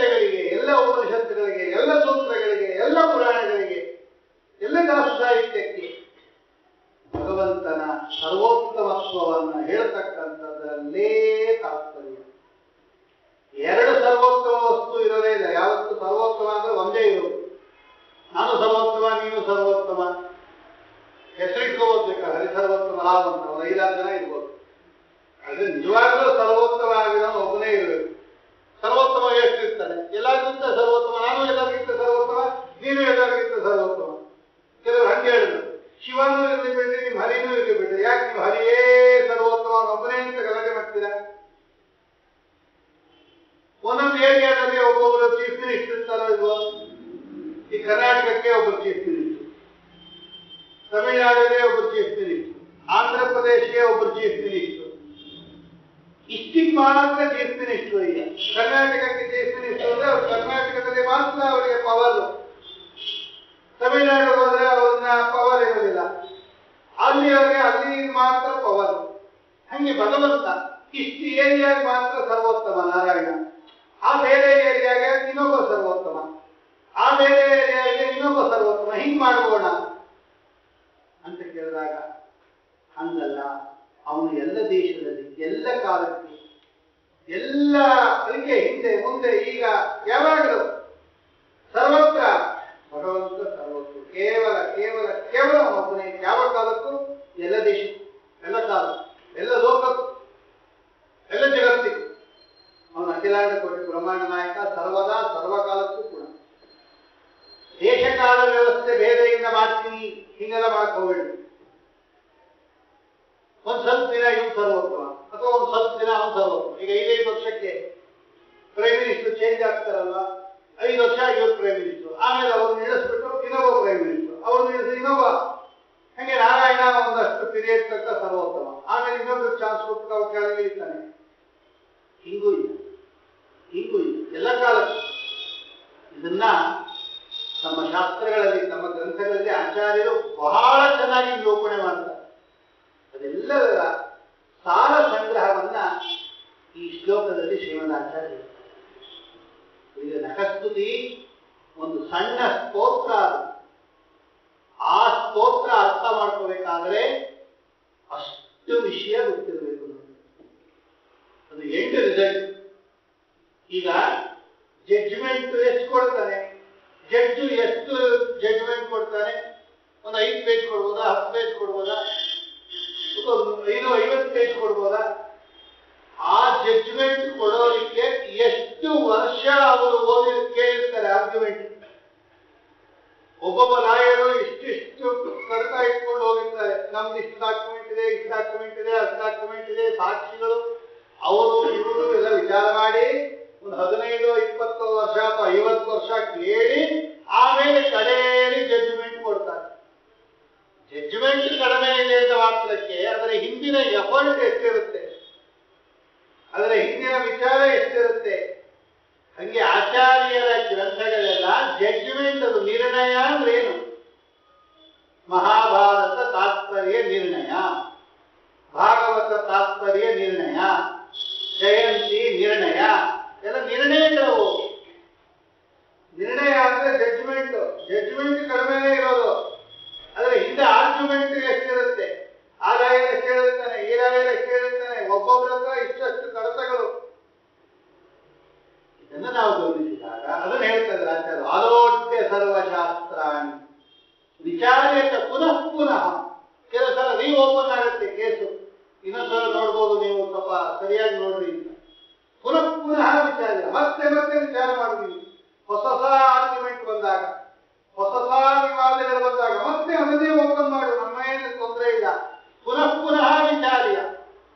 ಈ ಆಂಗಲಿಂದ ನೋಡು, ಆ ಆಂಗಲಿಂದ ನೋಡು, ಈ ಆಂಗಲಿಂದ ನೋಡು, ಆ ಆಂಗಲಿಂದ ನೋಡು, ನೋಡು ಯಾರು ಬೇಡ ಅಂತ ಇದೆಲ್ಲ ವಿಚಾರ ಮಾಡಿದಾಗ ಇದನ್ನೇ ಸುನಿಷ್ಪನ್ನಂತೆಯೋ ನಾರಾಯಣ. ಯಾವತ್ತೂ ಸರ್ವೋತ್ತಮ ದೇವತೆಯನ್ನೇ ಧ್ಯಾನ ಮಾಡಬೇಕು. ಧ್ಯಾನಕ್ಕೆ ಸರ್ವೋತ್ತಮ ದೇವತೆಯೇ ವಿಷಯ. ನಾರಾಯಣ ಧ್ಯೇಯ ಸದಾ. ಆಚಾರ್ಯ ಹೇಳುತ್ತಾರೆ, ಭಗವಂತನನ್ನ ಧ್ಯಾನ ಮಾಡಿ, ನಾರಾಯಣನ ನೆನೆ. ಇದನ್ನೇ ವಾದರಾಜರ ಕನ್ನಡಿ ಕಥೆ. ನಾರಾಯಣನ ನೆನೆ, ಧ್ಯೇಯೋ ನಾರಾಯಣ ಸದಾ, ಸದಾ ನಾರಾಯಣನ ನೆನೆ ಅಂತಾರೆ. ಅದನ್ನ ಈ ಶ್ಲೋಕದಲ್ಲಿ ಹೇಳ್ತಾರೆ. ಲಕ್ಷ್ಮೀ ಕಾಂತ ಸಮಂತ ತೋಪಿ ಕಲಯನ್. ಎಲ್ಲ ಕಡೆ ಹುಡುಕಿದ್ರು ಕೂಡ, ಎಲ್ಲ ಕಡೆ ವಿಚಾರ ಮಾಡಿದ್ರು ಕೂಡ, ಸಮಂತತಃ ಅಂದ್ರೆ ಎಲ್ಲ ಕಡೆ ನೋಡಿದ್ರು ಕೂಡ, ಎಲ್ಲ ಕಡೆ ಅನ್ವೇಷಣೆ ಮಾಡಿದ್ರು ಕೂಡ, ಎಲ್ಲ ಕಡೆ ವಿಚಾರ ಮಾಡಿದ್ರು ಕೂಡ, ತೇ ಸಮಂ ನೈವ ಪಶ್ಯ. ನಮಗೆಲ್ಲ ಆಚಾರ್ಯರು ಮನದಟ್ಟು ಮಾಡಿಕೊಡ್ತಾ ಇದ್ದಾರೆ. ನಿಮಗಷ್ಟು ಶಕ್ತಿ ಇಲ್ಲ, ನೀವು ಎಲ್ಲವನ್ನ ನೋಡಕ್ಕಾಗಲಿಲ್ಲ. ನಿಮಗೆ ಆ ಸಾಮರ್ಥ್ಯ ಇಲ್ಲ. ನಾನು ನೋಡಿ ಹೇಳ್ತಾ ಇದ್ದೀನಿ ಕೇಳ್ರಿ. ಇನ್ನೊಬ್ಬ ದೇವತೆ ಸರ್ವೋತ್ತಮ ಆಗಲ್ಲ, ಆಗಿಲ್ಲ, ಆಗೂ ಇಲ್ಲ. ಈಗಲೂ ಆಗಿಲ್ಲ, ಹಿಂದೂ ಆಗಿದ್ದಿಲ್ಲ, ಮುಂದೂ ಆಗೋಲ್ಲ. ಇಷ್ಟು ಪ್ರತಿಜ್ಞೆಯನ್ನ ಈ ನಖಸ್ತುತಿಯಲ್ಲಿ ಮಾಡ್ತಾ ಇದ್ದಾರೆ. ಇದನ್ನು ನಾವು ಗಮನಿಸಿದಾಗ ಆಚಾರ್ಯರ ಪ್ರಾಮಾಣಿಕತೆ ಎಷ್ಟಿದೆ. ಸುಮ್ಮನೆ ನಾನು ಹೇಳ್ತಾ ಇದ್ದೀನಿ ಕೇಳಿ ಅಂದಿಲ್ಲ ಆಚಾರ್ಯರು. ಸಮಂತತೋಪಿ ಕಲೆಯ ಎಲ್ಲಾ ಕಡೆ ವಿಚಾರ ಮಾಡಿ, ವಿಚಾರ ಮಾಡದೆ ಯಾವ ವಿಷಯವನ್ನು ತಗೋಬೇಡಿ. ಚೆನ್ನಾಗಿ ವಿಚಾರ ಮಾಡಿ. ವಿಚಾರ ಮಾಡಿದಾಗ ಎಲ್ಲೂ ಕೂಡ ನಾರಾಯಣನಿಗಿಂತ ಉತ್ತಮವಾಗಿರ್ತಕ್ಕಂತಹ ಒಂದು ವಸ್ತುವನ್ನ ನಾನು ಕಾಣಲಿಲ್ಲ ಅಂತಾರೆ ಆಚಾರ್ಯ. ನಮಗೆ ಶಕ್ತಿ ಇಲ್ಲ ಅಂದರೆ ನಾವು ಇನ್ನೊಬ್ಬರ ಮೇಲೆ ಡಿಪೆಂಡ್ ಆಗೋದು ಯಾವತ್ತು ಲೋಕದಲ್ಲಿ. ನೀವು ಹೇಳಿದ್ರೆ ಆಯ್ತು ಅಂದ್ರೆ ಅವ್ರು ಹಂಗೆ ಹೇಳಿದ್ರು, ಆಚಾರ್ಯ ಹೇಳ್ತಾರೆ, ನಾವು ಆಚಾರ್ಯ ಕೇಳಿದ್ವಿ, ನಮಗೆ ಜ್ಞಾನದ ಮಾರ್ಗ ತೋರಿಸಿ, ಯಾರನ್ನ ನಾವು ಉಪಾಸನೆ ಮಾಡಬೇಕು, ಯಾರನ್ನ ಧ್ಯಾನ ಮಾಡಬೇಕು, ನೀವು ಯಾರನ್ನು ಹೇಳ್ತೀರೋ ನಾವು ಅವ್ರನ್ನ ಧ್ಯಾನ ಮಾಡ್ತೀವಿ, ನಮ್ಗೆ ಗೊತ್ತಿಲ್ಲ ಅಂದಾಗ ಆಗ ಆಚಾರ್ಯ ಹೇಳ್ತಾರೆ, ದೇವೋ ನಾರಾಯಣ ಸದಾ ಹರಿರೇವ ಪರೋ ಹರಿರೇವ ಗುರು ಹರಿರೇವ ಜಗತ್ ಪಿತೃ ಮಾತೃ ಗತಿ. ದ್ವಾದಶ ಸ್ತೋತ್ರದಲ್ಲಿ ಇದನ್ನೇ ಹೇಳ್ತಾರೆ ಅವರು. ಹರಿರೇವ ಪರ, ಪರ ಅಂದ್ರೆ ಸರ್ವೋತ್ತಮ. ಹರಿರೇವ ಅವನೊಬ್ಬನೇ, ಬೇರೆ ಯಾರಾದ್ರೂ ಇದ್ರೆ ಇಲ್ಲ, ಇಲ್ಲ, ಇಲ್ಲ, ಇಲ್ಲ, ನಾಸ್ತಿ ನಾಸ್ತಿ ನಾಸ್ತಿ ಅಂತಾರೆ. ಸತ್ಯಂ ಸತ್ಯಂ ವದಾಮ್ಯ ಶಪಥೇರಿತ ಮುಚ್ಲಿತ ಬಾಹುಯುಗಂ ನ ಹರೇ ಪರಮೋ ನ ಹರೇ ಸದೃಶಃ ಪರಮಸ್ತತ್ತು ಸರ್ವಚಿದಾತ್ಮಗಣ. ಶಪಥ ಮಾಡಿ ಹೇಳ್ತಾ ಇದ್ದೀನಿ, ಸತ್ಯಂ ಸತ್ಯಂ ಪುನಃ ಸತ್ಯಂ ಉದ್ಧೃತ್ಯ ಭುಜಮುಚ್ಯತೆ ವೇದಶಾಸ್ತ್ರಾತ್ ಪರಂ ನಾಸ್ತಿ ನ ದೈವಂ ಕೇಶವಾತ್ ಪರಂ ಅಂತ ಶಪಥ ಮಾಡಿ ಹೇಳ್ತಾ ಇದ್ದಾರೆ. ವೇದಶಾಸ್ತ್ರಿಯವರು ಹೇಳ್ತಾ ಇದ್ದಾರೆ, ನಿಮ್ಗೆ ಆಣೆ ಇಟ್ಟು ಹೇಳ್ತೀನಿ ಕೇಳಬೇಕಾದ್ರೆ, ಶಪಥ ಮಾಡಿ ಹೇಳುತ್ತೀನಿ. ಸತ್ಯಂ ಸತ್ಯಂ ಪ್ರಿಯಂ ಸತ್ಯಂ ಉದ್ಧೃತ್ಯ ಭುಜಮುಚ್ಯತೆ, ಎರಡೂ ತೋಳುಗಳನ್ನ ಮೇಲೆತ್ತಿ ಶಪಥ ಮಾಡಿ ಹೇಳ್ತಾ ಇದ್ದೀನಿ. ವೇದಶಾಸ್ತ್ರಾತ್ ಪರಂ ನಾಸ್ತಿ ನ ದೈವಂ ಕೇಶವಾತ್ ಪರಂ, ಕೇಶವನಿಗಿಂತ ಮಿಗಿಲಾದ ಉತ್ತಮನಾದ ಇನ್ನೊಂದು ದೈವ ಇಲ್ಲ. ಆದ್ದರಿಂದ ಈ ಹರಿಸರ್ವೋತ್ತಮತ್ವ ಅಂತ ಮಾಧ್ವರು ಏನು ಅಂಗೀಕಾರ ಮಾಡಿದ್ದಾರೆ, ಇದು ಸುಮ್ಮನೆ ಅವ್ರಿಗೆ ಇಷ್ಟ ಬಂತು ಬಾಯಲ್ಲಿ ಹೇಳ್ಕೊಂಡ್ಬಿಟ್ಟಿದ್ದಾರೆ ಅಂತ ಯಾರು ಭಾವಿಸಬಾರದು. ಇಡೀ ಎಲ್ಲ ಪೂರ್ವ ಪಕ್ಷಗಳಿಗೆ ಉತ್ತರ ಕೊಡ್ತಾ ಇದ್ದಾರೆ ಆಚಾರ್ಯರು. ಆರೋಗ್ಯ ಸರ್ವಶಾಸ್ತ್ರಾಣಿ ನಾವು ವಿಚಾರ ಮಾಡಿ ಮಾಡಿ ಹೇಳಿರೋದು. ಸುಮ್ಮನೆ ನಮ್ಗೆ ಇಷ್ಟ ಬಂತು ಅವ್ರು ಹೊಗಳಬೇಕಿದೆ, ನಮ್ಗೆ ನಾರಾಯಣ ತಂದ್ರೆ ಇಷ್ಟ, ಅದಕ್ಕೆ ಸಮಾನ ಯಾರು ಇಲ್ಲ ಬಿಡಲಿ ಅಂತಾರೆ ಅವರು.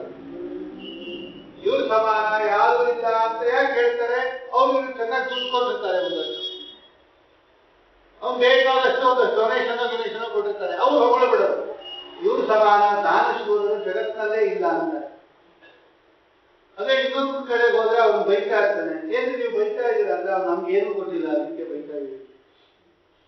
ಹಿಂಗಲ್ಲ, ಆರೋಗ್ಯ ಸರ್ವಶಾಸ್ತ್ರ ವಿಚಾರ್ಯ, ಯಾವುದೇ ಆಮಿಷ ಇಲ್ಲದೆ, ಯಾವುದೇ ಕಾಮನ ಇಲ್ಲದೆ, ನಿಷ್ಕಲ್ಮಶ ಬುದ್ಧಿಯಿಂದ ಎಲ್ಲ ಗ್ರಂಥಗಳನ್ನ ವಿಚಾರ ಮಾಡಿದಾಗ ಇದನೇಕಂ ಸುನಿಷ್ಪನ್ನ ದೇವೋ ನಾರಾಯಣ ಸದಾ. ಆಚಾರ್ಯ ಈ ಶ್ಲೋಕದಲ್ಲಿ ಎಷ್ಟು ಚೆನ್ನಾಗಿ ಹೇಳ್ತಾರೆ ಅಂದ್ರೆ, ಇಡೀ ಮಧ್ವ ಸಿದ್ಧಾಂತದ ಸಾರವನ್ನ ಈ ಶ್ಲೋಕದಲ್ಲಿ ತುಂಬಿದ್ದಾರೆ. ಎರಡೇ ಶ್ಲೋಕ ಮಾಡಿಕೊಟ್ಟಿದ್ದು ಆಚಾರ್ಯ, ಇದೆರಡನ್ನ ಪಾರಾಯಣ ಮಾಡಿದ್ರೆ ಸಾಕು ಅಂತ. ಆಚಾರ್ಯರನ್ನ ವರ್ಣನೆ ಮಾಡುವ ಶ್ಲೋಕ 41 ಇದೆ ವಾಯುಸ್ತುತಿ. ಅವರು 41 ಶ್ಲೋಕ ವಾಯುದೇವರ ಮೇಲೆ ಬರ್ಕೊಂಬಂದು ತೋರಿಸಿದ್ರೆ ಆಚಾರ್ಯರು ಎರಡೇ 2 ಶ್ಲೋಕ ಬರ್ತಾರೆ. ಅಲ್ಲಿಗೆ ವಾಯುದೇವರನ್ನೇ ಜಾಸ್ತಿ ಆಯ್ತಂದ್ರೆ ನಾರಾಯಣನಿಗಿಂತ. ವಾಯುದೇವರನ್ನ ಹೊಗಳೋ ಶ್ಲೋಕ 41, ಭಗವಂತನನ್ನ ಹೊಗಳೋ ಶ್ಲೋಕ 2. ಅಲ್ಲಿ ಯಾರ ಮಹಿಮೆ ಜಾಸ್ತಿ ಆಯ್ತು? ನೀವು ವಾಯುದೇವರೇ ಜಾಸ್ತಿ ಆಯ್ತಲ್ಲ. ಆಚಾರ್ಯರು ಕೂಡ ಅಷ್ಟೊಂದು ಒಪ್ಕೊಂಡ್ಬಿಟ್ಟಿದಾರಲ್ಲ, ಸರಿಯಾಗಿದೆ ಅಂತ ಒಪ್ಕೊಂಡ್ಬಿಟ್ಟಿದ್ದಾರೆ ಅವರು. ತ್ರಿವಿಕ್ರಮ ಪಂಡಿತಾಚಾರ್ಯರು ವಾಯುಸ್ತುತಿ ಬರೆದು ಆಚಾರ್ಯರಿಗೆ ತೋರಿಸಿ ಆಚಾರ್ಯ ಎಲ್ಲ ಸರಿಯಾಗಿ ಬರ್ತಿದ್ಯಾ ಅಂತ ಹೇಳಿ ಇರೋದೆಲ್ಲ ನಂಗೆ ಒಪ್ಪಿಗೆ ಆಗಿದೆ ಅಂತ ಹೇಳಿ ನಂದು ಒಪ್ಪುಂದೇ ಇರೋದು ಬೇಡ, ಇದೆಲ್ಲ ನನಗೆ ಭಗವಂತನಿಂದ ಬಂದಿರೋದು, ಸ್ವಾಮಿಯನ್ನ ಹೊಗಳು ಬಿಡಪ್ಪ ಅಂತ ಹೇಳಿ ತಾವೇ ಬರ್ಕೊಟ್ರು. ನರಸಿಂಹದೇವರನ್ನ ಮೊದಲು ಹೊಗಳು ಬಿಡ್ರಿ, ಆಮೇಲೆ ಹೊಗಳ್ರಿ, ಆಮೇಲೆ ಮಧ್ಯದಲ್ಲಿ ನಂದು ಹೇಳ್ರಿ ಅಂತ ಇರ್ಬೋದು. ಮೊದಲು ನರಸಿಂಹದೇವರನ್ನೇ ಹೊಗಳಿರ್ಬೋದು, ಆದ್ರೆ ಎರಡನೇ ಶ್ಲೋಕದಲ್ಲಿ ಹೊಗಳಿದಾರಲ್ಲ ಭಗವಂತನದು. 2 ಶ್ಲೋಕದಿಂದ ಹೊಗಳಿಸ್ಕೊಂಡ ನರಸಿಂಹ ದೊಡ್ಡವನ, 41 ಶ್ಲೋಕದಿಂದ ಹೊಗಳಿಸ್ಕೊಂಡಿರ್ತಕ್ಕಂತಹ ವಾಯುದೇವ ದೊಡ್ಡವರು. ಇನ್ನು 61 ಶ್ಲೋಕ ಇದೆ ಇವರು, ಯಾರು ದೊಡ್ಡದು ಅಂತ ಪ್ರಶ್ನೆ ಬಂದಾಗ ಆ 2 ಶ್ಲೋಕಗಳಲ್ಲಿ ಅನಂತ ವೇದಗಳಲ್ಲಿ ಹೇಳಿರ್ತಕ್ಕಂಥ ವಿಷಯ ಇದೆ. ಶ್ಲೋಕ 2 ದುಡ್ಡು ಜಾಸ್ತಿ ಇರಬೇಕು ಅನ್ನೋ ಮಾತ್ರಕ್ಕೆ ದುಡ್ಡಿನ ಡಬ್ಬಿ ಜಾಸ್ತಿ ಇರಬೇಕು ಅಂತಿದೆ ಯಾರ ಮನೇಲಿ. ಒಂದೇ ಬೀರುವಲ್ಲಿ ಎಷ್ಟು ದುಡ್ಡು ಇಡ್ಬೋದ್ರಿ? ಬೀರು ಜಾಸ್ತಿ ಇರಬೇಕು ಅಂತ ನಿಯಮ ಇಲ್ಲ. ದುಡ್ಡು ಜಾಸ್ತಿ ಇದೆ ಅಂದ್ರೆ ಬೀರು ಜಾಸ್ತಿ ಇದೆ ಅಂತ ಯಾರು ಹೇಳಲ್ಲ. ಒಂದೇ ಬೀರು ಇರೋದು, ಆ ಒಂದೇ ಬೀರುವಿನಲ್ಲಿ ನೀವು ಎಷ್ಟು ದುಡ್ಡು ಬಿಡ್ಬೋದು? ಡಿನಾಮಿನೇಷನ್ ಜಾಸ್ತಿ ಇರ್ತಾ ಇದ್ರೆ ಆಯ್ತು. ಹಂಗೆ ಶ್ಲೋಕನೇ ಜಾಸ್ತಿ ಇರಬೇಕು ಅಂತ ನಿಯಮ ಇಲ್ಲ. ನಾರಾಯಣ 4 ಅಕ್ಷರದಲ್ಲಿ ಅಪಾರ ಅರ್ಥವನ್ನು ತೋರಿಸ್ತಾರೆ. ಶ್ಲೋಕನೂ ಬೇಡ, ನಾರಾಯಣ ಅಂತ 4 ಅಕ್ಷರ. ಈ 4 ಅಕ್ಷರದಲ್ಲಿ ಸಕಲ ವೇದಗಳ ಅರ್ಥವನ್ನು ಆಚಾರ್ಯ ತೆಗಿತಾರೆ. ಅದನ್ನು ಬೇಕಾದ್ರೆ ನ್ಯಾಯದ ಸ್ವಲ್ಪ ಸ್ಯಾಂಪಲ್ ತೋರಿಸ್ಕೊಡ್ತಾರೆ. ಆದ್ದರಿಂದ ಶ್ಲೋಕನೇ ಜಾಸ್ತಿ ಇರಬೇಕು ಅಂತೇನಿಲ್ಲ. ಆ ಶ್ಲೋಕದಲ್ಲಿ ಎಷ್ಟು ಅರ್ಥಗರ್ಭಿತ ಆಚಾರ್ಯರು ರಚನೆ ಮಾಡಿರ್ತಕ್ಕಂತಹ 2 ಶ್ಲೋಕ ಭಗವಂತನ ಅಪಾರವಾದ ಅನಂತವಾದ ಮಹಿಮೆಯನ್ನು ನಿರೂಪಣೆ ಮಾಡ್ತಾ ಇದೆ. ಅಷ್ಟು ಚಿಕ್ಕದಾಗಿ ಸಂಗ್ರಹ ಮಾಡಲಿಕ್ಕೆ ನಂಗೆ ಬರುತ್ತೆ ಅಂತ ಶ್ರೀಮದಾಚಾರ್ಯರು 2 ಅಪರಿಮಿತವಾಗಿರ್ತಕ್ಕಂತಹ ಶ್ಲೋಕದಲ್ಲಿ ಅನಂತವಾಗಿರ್ತಕ್ಕಂತಹ ಭಗವಂತನ ಮಹಿಮೆಯನ್ನು ನಿರೂಪಣೆ ಮಾಡಿದ್ದಾರೆ. ಉಳಿದ ಭಗವಂತನ ಮಹಿಮೆಗಳನ್ನ ಏನು ಹೇಳಿದ್ದಾರೆ ಆ ಲಕ್ಷ್ಮೀಕಾಂತ ಸಮಂತ ಕೌಟಿ ಕಲೆಯನ್ನು ಅನ್ನೋ 2ನೇ ಶ್ಲೋಕದಲ್ಲಿ ಹೇಗೆ ಭಗವಂತ ಸರ್ವೋತ್ತಮ ಆಗುತ್ತಾನೆ, ಸರ್ವೋತ್ತಮ ಆಗಬೇಕಾದ್ರೆ ಏನು ಕ್ವಾಲಿಟಿ ಇರಬೇಕು, ಇವೆಲ್ಲವನ್ನು ಕೂಡ ನಾಳೆ ಬಿಟ್ಟು ನಾಡದ್ದು ಚಿಂತನೆ ಮಾಡೋಣ. ನಾಳೆ ದಿವಸ ನಮ್ಮ ಪ್ರಣವ ಸಂರಕ್ಷಣಾ ಪ್ರತಿಷ್ಠಾನದಿಂದ 11ನೇ ವಾಕ್ಯಾರ್ಥ ನಡೀತಾ ಇದೆ. ನೀವೆಲ್ಲ ಇಲ್ಲಿ ವಾಕ್ಯಾರ್ಥ ನಡೆದಿದ್ದನ್ನು ನೋಡಿದ್ದೀರಾ, ಬಂದಿದ್ದೀರಾ, ಕೇಳಿದ್ದೀರಾ, ಆಲಿಸಿದ್ದೀರಾ. ಅದನ್ನ 11ನೇ ವಾಕ್ಯಾರ್ಥ, ಈಗಾಗಲೇ 10 ವಾಕ್ಯಾರ್ಥಗಳು ನಡೆದಿದೆ. 11ನೇ ವಾಕ್ಯಾರ್ಥ ನಾಳೆ 3:30 ಇಂದ 6:30 ತನಕ ಕೋಣನಕುಂಟೆ ರಾಯಮಠದಲ್ಲಿ ಇದೆ. ನಾಳೆ ಅಲ್ಲಿರ್ತೀನಿ ನಾನು. 3:30 ಇಂದ 6:30, 7 ಗಂಟೆ ತನಕ ಆಗತ್ತೆ. ಆದ್ದರಿಂದ ನಾಳೆ ಒಂದು ದಿವಸ ಸಾಯಂಕಾಲದ ಈ ವಾಯುಸ್ತುತಿ ಪ್ರವಚನ ಇರೋದಿಲ್ಲ. ನಾನು ಈಗಾಗಲೇ ಅವರ ಪದಾಧಿಕಾರಿಗಳಿಗೆಲ್ಲ ತಿಳಿಸಿದ್ದೀನಿ. ನಾಳೆ ಬೆಳಗ್ಗೆನೇ ಇಲ್ಲಿ ಕಾರ್ಯಕ್ರಮ ಇರೋದ್ರಿಂದ ನೀವೆಲ್ಲ ಇಲ್ಲಿ ಬೆಳಗ್ಗೆನೇ ಬಂದಿರ್ತೀರಾ. ನಾಳೆ ಸಾಯಂಕಾಲ ಪ್ರವಚನ ಕಾರ್ಯಕ್ರಮ ಒಂದು ದಿವಸ ಇರೋದಿಲ್ಲ. ಮತ್ತೊಮ್ಮೆ ಭೇಟಿ 19 ಮತ್ತು 20 2 ದಿವಸ ಕಾರ್ಯಕ್ರಮ ಇದಿರುತ್ತೆ. ನಾಡದ್ದು ಸೋಮವಾರ ಮತ್ತೆ ಸಾಯಂಕಾಲ 6:30ಗೆ ನಾವೆಲ್ಲ ಇಲ್ಲಿ ಸೇರ್ತಾ ಇದ್ದೀವಿ. ಯಾರ್ಯಾರಿಗೆ ಅನುಕೂಲ ಆಗುತ್ತೋ ಅವರೆಲ್ಲ ಕೋಣನಕುಂಟೆ ರಾಯಮಠಕ್ಕೆ ದಯಮಾಡಿಸ್ರಿ. ತತ್ವಮಸಿ ಅಕ್ಷೋಭ್ಯ ತೀರ್ಥರ ಆರಾಧನೆ ನಾಳೆ ಆದ್ದರಿಂದ ಅಕ್ಷೋಭ್ಯ ತೀರ್ಥರಿಗೂ ವಿದ್ಯಾರಣ್ಯರಿಗೂ ನಡೆದಿರ್ತಕ್ಕಂಥ ವಾಕ್ಯಾರ್ಥ ಅದು ತತ್ವಮಸಿ ಅಂತ ವಾಕ್ಯದಲ್ಲಿ ನಡೆದಿರೋದು. ಅದಕ್ಕೆ ನಾಳೆ ನಾವು ವಾಕ್ಯಾರ್ಥದಲ್ಲಿ ತತ್ವಮಸಿ ಅಂತ ಜೀವಬ್ರಹ್ಮರ ಐಕ್ಯ ಹೇಳುತ್ತೋ ಅದು ಜೀವಬ್ರಹ್ಮರ ಭೇದ ಹೇಳುತ್ತೋ ಅನ್ನೋ ವಿಷಯದಲ್ಲಿ ಪ್ರಖ್ಯಾತ ಪಂಡಿತರಿಂದ ನಾಳೆ 3:30 ಇಂದ 6:30 ತನಕ ಕೋಣನಕುಂಟೆ ರಾಯಮಠದಲ್ಲಿ ನಮ್ಮ ಪ್ರತಿಷ್ಠಾನದಿಂದ ಅದು ವಾಕ್ಯಾರ್ಥ ಸಭಾ ಇರುತ್ತೆ. ಅದರಿಂದ ನಾಳೆ ಇಲ್ಲಿ ಪ್ರವಚನ ಕಾರ್ಯಕ್ರಮಕ್ಕೆ ಬರಕ್ಕೆ ಅನಾನುಕೂಲ ಆಗುತ್ತೆ. ಆದ್ದರಿಂದ ನಾಡದ್ದು 19ನೇ ತಾರೀಕು ಮತ್ತೆ ಈ 2 ಶ್ಲೋಕಗಳನ್ನ 19 ಮತ್ತು 20 ಚಿಂತನೆ ಮಾಡೋಣ ಅಂತ ಹೇಳಿ ಇವತ್ತಿನ ಪ್ರವಚನವನ್ನು ಭಗವಂತನ ಪಾದಾರವಿಂದಗಳಲ್ಲಿ ಸಮರ್ಪಣೆ ಮಾಡ್ತಾ ಇದ್ದೇನೆ. ಶ್ರೀಕೃಷ್ಣಾರ್ಪಣಮಸ್ತು, ಶ್ರೀಮದ್ವೇಷಾರ್ಪಣಮಸ್ತು.